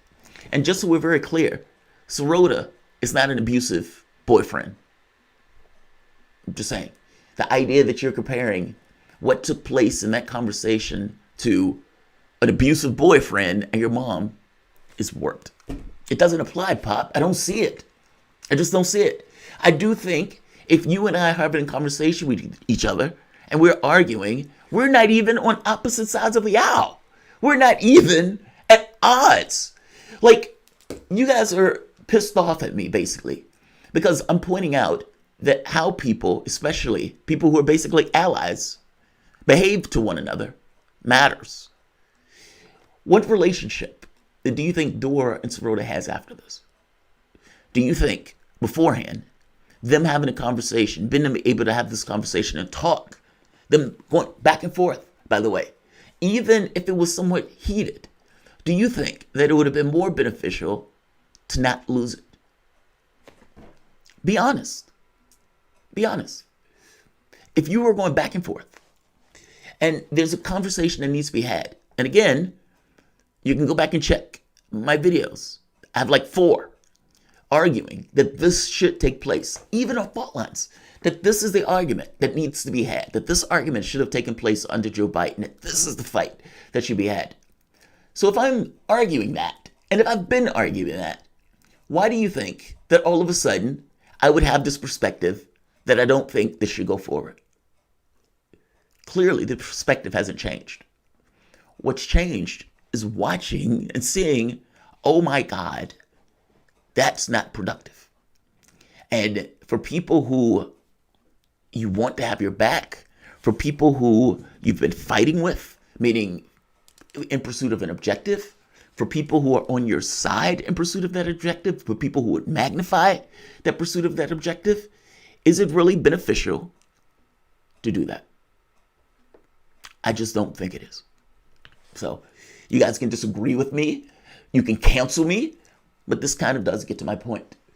Disagreement is not in and of itself a justification to behave any way you want. I don't buy that at all. And so feel how you feel about that. That's the way I take that. I disagree with people all the time. I'm disagreeing with all of you right now. I'm not screaming at the height of my lungs about it. I'm not flipping out about it. I'm not taking the perspective that, well, Pop, you disagree with me, so I can act any way I want to now, including breaking my computer and breaking my desk. That's insane. Talk about a straw man. Is it possible for me to call in real quick? Because you're missing. I don't think I'm missing this. I've listened to all of your arguments. So no, there's no way to call in. You can call into the show on fault lines, but not right here. But you guys had all day to call in on it. We've been talking about it most of the time. I've had like 5 videos on this. And even after all of those videos, the perspective and the thing that comes out is still justification of behavior. No, it's okay for people to scream at the height of their lungs when they're talking to you. Okay. It's okay to, behave any way you want to when you disagree. Okay. I don't buy that. If that was you, you wouldn't accept that. I don't buy it for a moment that anybody here that is making the argument that you could basically act however you want to act just because you get mad at somebody or just because you disagree, and they don't even fucking disagree with you all the way through. If you want to say that Rhoda and Jimmy were having an argument, fair enough. Fair enough. They were back and forth. But don't act as if once Rhoda came back on his show, he was just making it up, or that he had no reason to be upset, or that if that was any of you, you would have felt the same way. That's all I'm saying. You can have arguments, you can have fights without those fights and arguments turning into whatever the fuck that was. I saw when he came back on the show, I saw when he was rage tweeting, I saw the argument between the two, and it was the second time around where I was like, oh God, that sucks. Let me ask you this. Do you think that if you are dealing with somebody, and in dealing with those people, that there was some level of an association between you two before? Let's say you weren't, let's say you were friends, or at the very least say you had a professional relationship. Should you give a shit about the other person? Should you care? Think about what I'm asking you. If dude has been on the show before, if these guys have interacted before, if these guys have worked in tandem, basically hyping the messages and all, if he's bothered, if you've perturbed him significantly, should you care? I think you should. And when he came back on the show and he was greatly bothered, it was smugness. I don't know if you've seen the interview between when Dora went on Sam Cedar. And Sam Cedar basically ambushed Dora. And while he ambushed him, I think Dora was like at somewhere else, and Sam Cedar and the group was basically forcing him into this kind of argument about voting for Hillary Clinton. Now, I watched that and I was like, oh God, Sam Cedar is disgusting. That's so smug. That's so horrible. Just because Dora disagrees with him, he's acting that way. Now, everybody hated Cedar for that. Everybody was upset at Cedar for that. Everyone was pissed off at Cedar for that. And yet, when the roles reverse, and Dora does this to somebody else, all of a sudden everybody is okay with it. Okay, you guys can be okay with it. I'm personally not. And in the same way that Dora can make videos about anybody he wants, I can do the same fucking thing. And so, in the same way, Steffi, you say I don't have to watch Dora, you don't have to watch me. So, this goes to the whole cancel culture stuff that the left gets involved in. Yeah, that's what I feel about it. So, accept it. How you accept it. Jimmy actually went easy on David in that interview. Okay. I'm just saying. Okay. Initial launch was peaceful and forgiving. Forgiving about what? Forgiving about what? There's nothing that needs to be forgiven. There's nothing that needs to be forgiven. Oh, I'm sorry, Steffi. Fair enough, Steffi. I'm just defending myself. But that's fair, Steffi. Look, I think if you guys look over the course of my videos, I've been a fan of Jimmy. I've defended Jimmy when Cedar attacked him. I defended Jimmy when Progressive Voice attacked him. I defended Jimmy when all of these other people were going after him and taking the piss out of him. I defended Jimmy when he pushing strategy like this. I defended him and even emboldened his arguments when people have been going at him because of his aggressiveness. So give me a fucking break. I'm saying this in the sense of, this is not somebody from the sucking on Cedar's dick or something that just kind of make up shit to go after him for the sake of going after him. I've spent years defending and backing him on this. What I don't defend is if you're attacking nurses and doctors about the mask stuff and stuff like that, you're going to get people killed. What I don't defend is bad behavior directed at somebody who is actually on the right side. Yeah. So I'll leave it. I'll leave it. But yeah, we disagree. I get you, Jamal. Carry on, bud. Carry on. Well, thank you, Trudy. Yeah, I'm ending this. Larry Burford. Appreciate you, brother. Remain objective always. Well, I try to be honest. I mean, it's not beat integrity. You can disagree with me, but accept that I'm being honest with you. I'm not. Meaning, it is important to me that you recognize this is not coming from a bad place, or this is not coming from a place of dislike or anything like that. It's not that. I think what it is,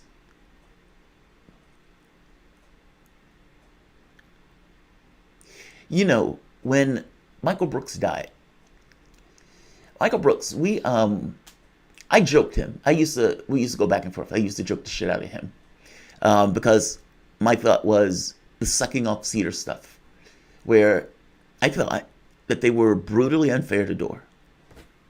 Cards on table. I hated that video where Dore went on and they attacked him relentlessly. And it seems like they spend their entire shows attacking him. Oftentimes unfairly. And Sam Cedars made the argument about lemonade stands. Basically, Dore sells lemonade. He sells his lemonade, and so he wants to stop Dore from selling his brand of lemonade to people. That nonsense. I was bothered by that greatly because it didn't, it was just fucked up. And there was this kind of back and forth where I would joke the show and everything else. But oftentimes, it was in defense of Dore. When Michael Brooks died, there was this thought of like, yeah, this stuff is impermanent. And from all of us, from the standpoint of the left, the overwhelming majority of the stuff we agree on. We just do. We could go to one of the conventions and it'll be like 20 different groups. All of them believe the same thing. None of the shit gets anything done. And so instead, there's just conflict. When, I don't know, I think that needs to change. I don't give a shit if you're going to go after your enemies. I don't give a shit if you're going to pressure politicians. That's the job, right? I don't even give a shit if people are saying, oh, he's unrelenting and so forth. That's good stuff. From the standpoint of the left, we got to get to the point of being able to have these conversations without getting to the point of basically just torching or eliminating. Yeah, I don't like the cancel culture stuff. That's all. I don't like it. But I'll leave it. Everybody has their own point of view on this stuff. My point is, he is in for the money. He said so. To be fair, I don't think it's entirely, I don't know if I buy entirely the grifter argument, Trudy, but maybe. I mean, part of it, but that's all of us on part, right? Because it's our job. Yeah, it's I don't know, man. I think it's necessary that we have the conversation. I think it's good that we have the conversation. Steffi G, like HG Jesse, we were on drugs though. Yeah, fair enough. But I'm saying that only because I don't see why it is okay to give people a pass on bad behavior. That's all. There was much yelling between socialists and the anarchists in Hague in the 1890s. Yes. Brandon's up. Kyle Kalinske and Jamarl here are my go-to for politics. Thank you. She works hard for the money. Bob Ramirza. Show me the doll. Jimmy hurt you, Jamal. What? Show me the doll where Jimmy didn't hurt me. I don't have any issues with Jimmy. That's abusive, Jamal. Fair enough, Steffi. You believe that's abusive to say, I think you guys are on drugs because I don't understand you guys' points of view. Fair enough. Ouch, Steffi, tripping up Jamal. Zaki, shoot out. Actually, that's not really tripping up anything. That's putting something out after the fact when, Trudy, being in it for the money means he plays to the audience. Yes, Trudy, I do believe that. Intentional or not. Baron Saturday, Pac-Man is, yes, Pac-Man is smug, but he's occasionally not wrong. Well, a lot of them are not wrong. I mean, look, there are a lot of people who does this and who I disagree with. Like the voting for Hillary stuff. Like that became vitriolic for obvious reasons. And that was a division point. But this is not that. And it can't be one of those things where everything becomes that. Pop, it's a pandemic, a Great Depression, screaming is warranted, especially against austerity. No one is asking. Pop. Be honest. And listen to what I'm saying. I get you want to defend Jimmy. Fair enough.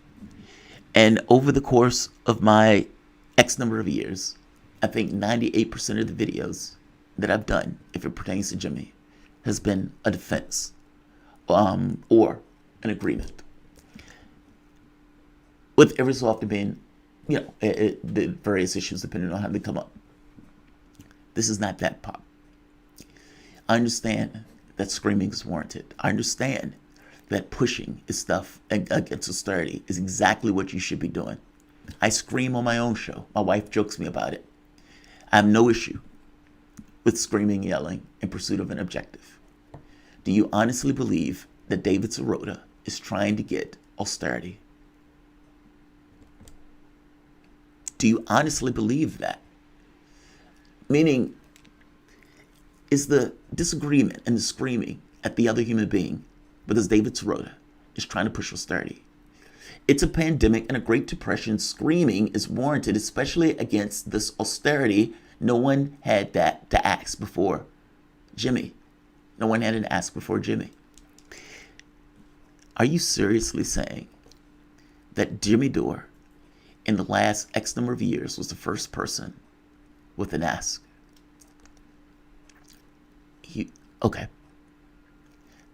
This is my point. I mean, and this is, I gotta be honest, this is kind of my issue, right?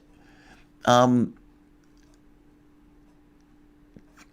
realize Cornel West was out with an ask before Dore existed. There were a lot of people that were out there, Pop, before Dore existed. And David Sirota was not pushing austerity. He just wasn't. I don't buy that. Bump Jimmy this Medicare for all asked during a pandemic. Right. And he faces personality opposition. Pop. I'm not going to keep this back and forth. Because I got to be honest, that doesn't make sense, Pop. None of this makes sense. I mean, you guys are basically defending him in bad behavior. And your excuse is, well, you should be able to scream at whoever you want to scream if it bothers you because, your feelings are engaged. And if it bothers you enough, you should be able to do it. And I'm saying that is ludicrous, and you wouldn't accept that behavior if that behavior was directed at you. That's my point. And to make this case to say, well, it's a pandemic, so, things are bad. Yes, I get that. David Sirota wasn't trying to get austerity. And from the personality opposition thing, my opposition to him is not on policy. My opposition to him is not on the objective. It's not even on what he's trying to accomplish. My opposition is that if you're having a conversation with somebody, you have to act like a fucking human being, especially if the person is basically on your side. So you can call that personality opposition, Pop. You can label that however you want to label that. You would not accept that behavior. Be honest. Glad you're on a high horse. Oh, God. Now it's a high horse. Pointing out bad behavior is a high horse. Great. I am glad that all of you can justify this. I got to be honest. This is terrifying. This is the Russiagate stuff. It's Russia did it. But Why do you think Russia did it? Well, I mean, why Russia did it.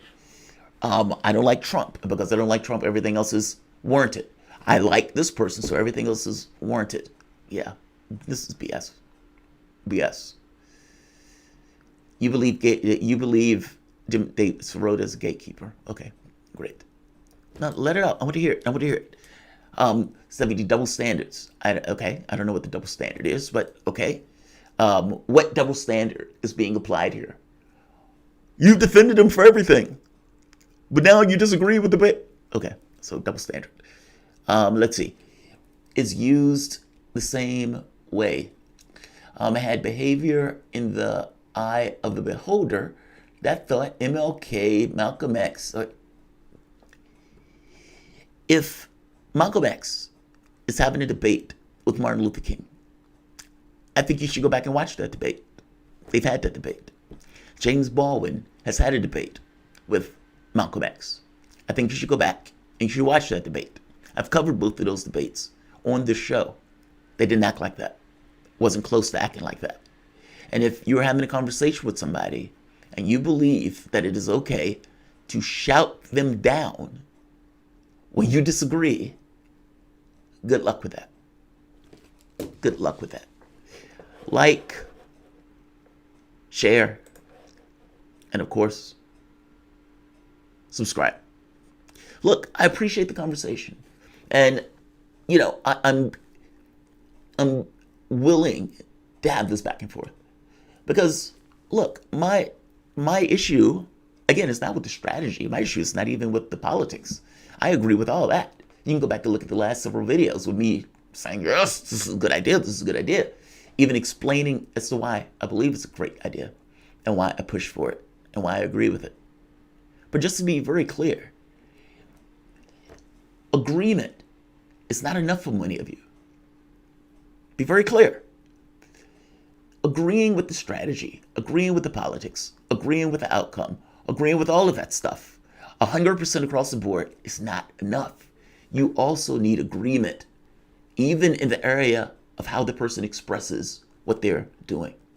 And I would make the point to all of you that if you were dealing with a cop and that cop flipped out on you because of something that you did, remember this conversation about how that's warranted.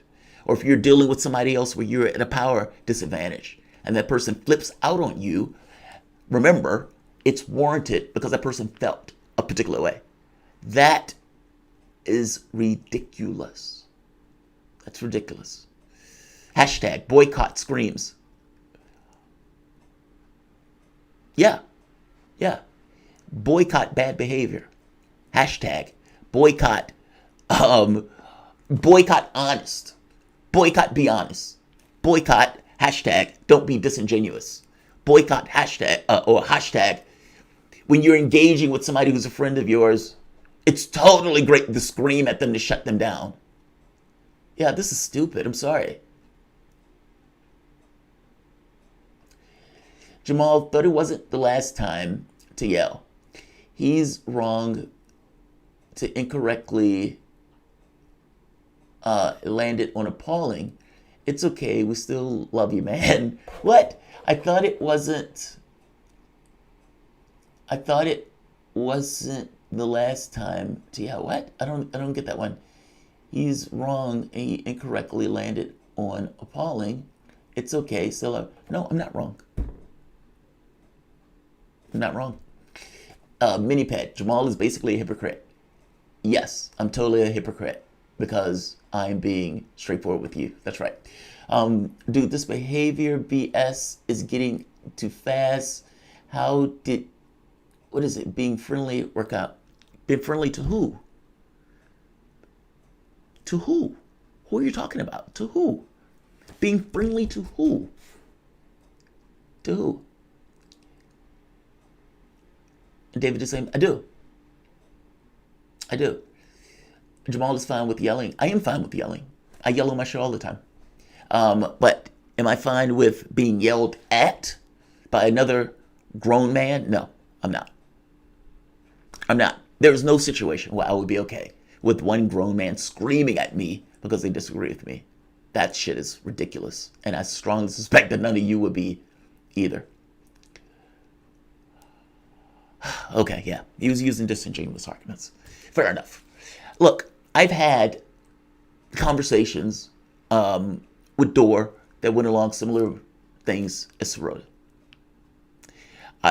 Whether you want to call him being disingenuous and everything else, who knows? I that's not what I saw. But we have our difference of opinions, and I will put it this way: I don't give a shit who it is. As a flat fact, I don't. When I'm looking at this stuff and I'm evaluating it. If I was him, meaning if I am engaging with somebody and they are screaming as if I'm a child, I'm not going to tolerate that. I wouldn't tolerate that. And the fact that all of you are willing to is sad. Look at yourself in the mirror and ask yourself whether you would be okay with having that directed at you. And I think you would feel some kind of way about it.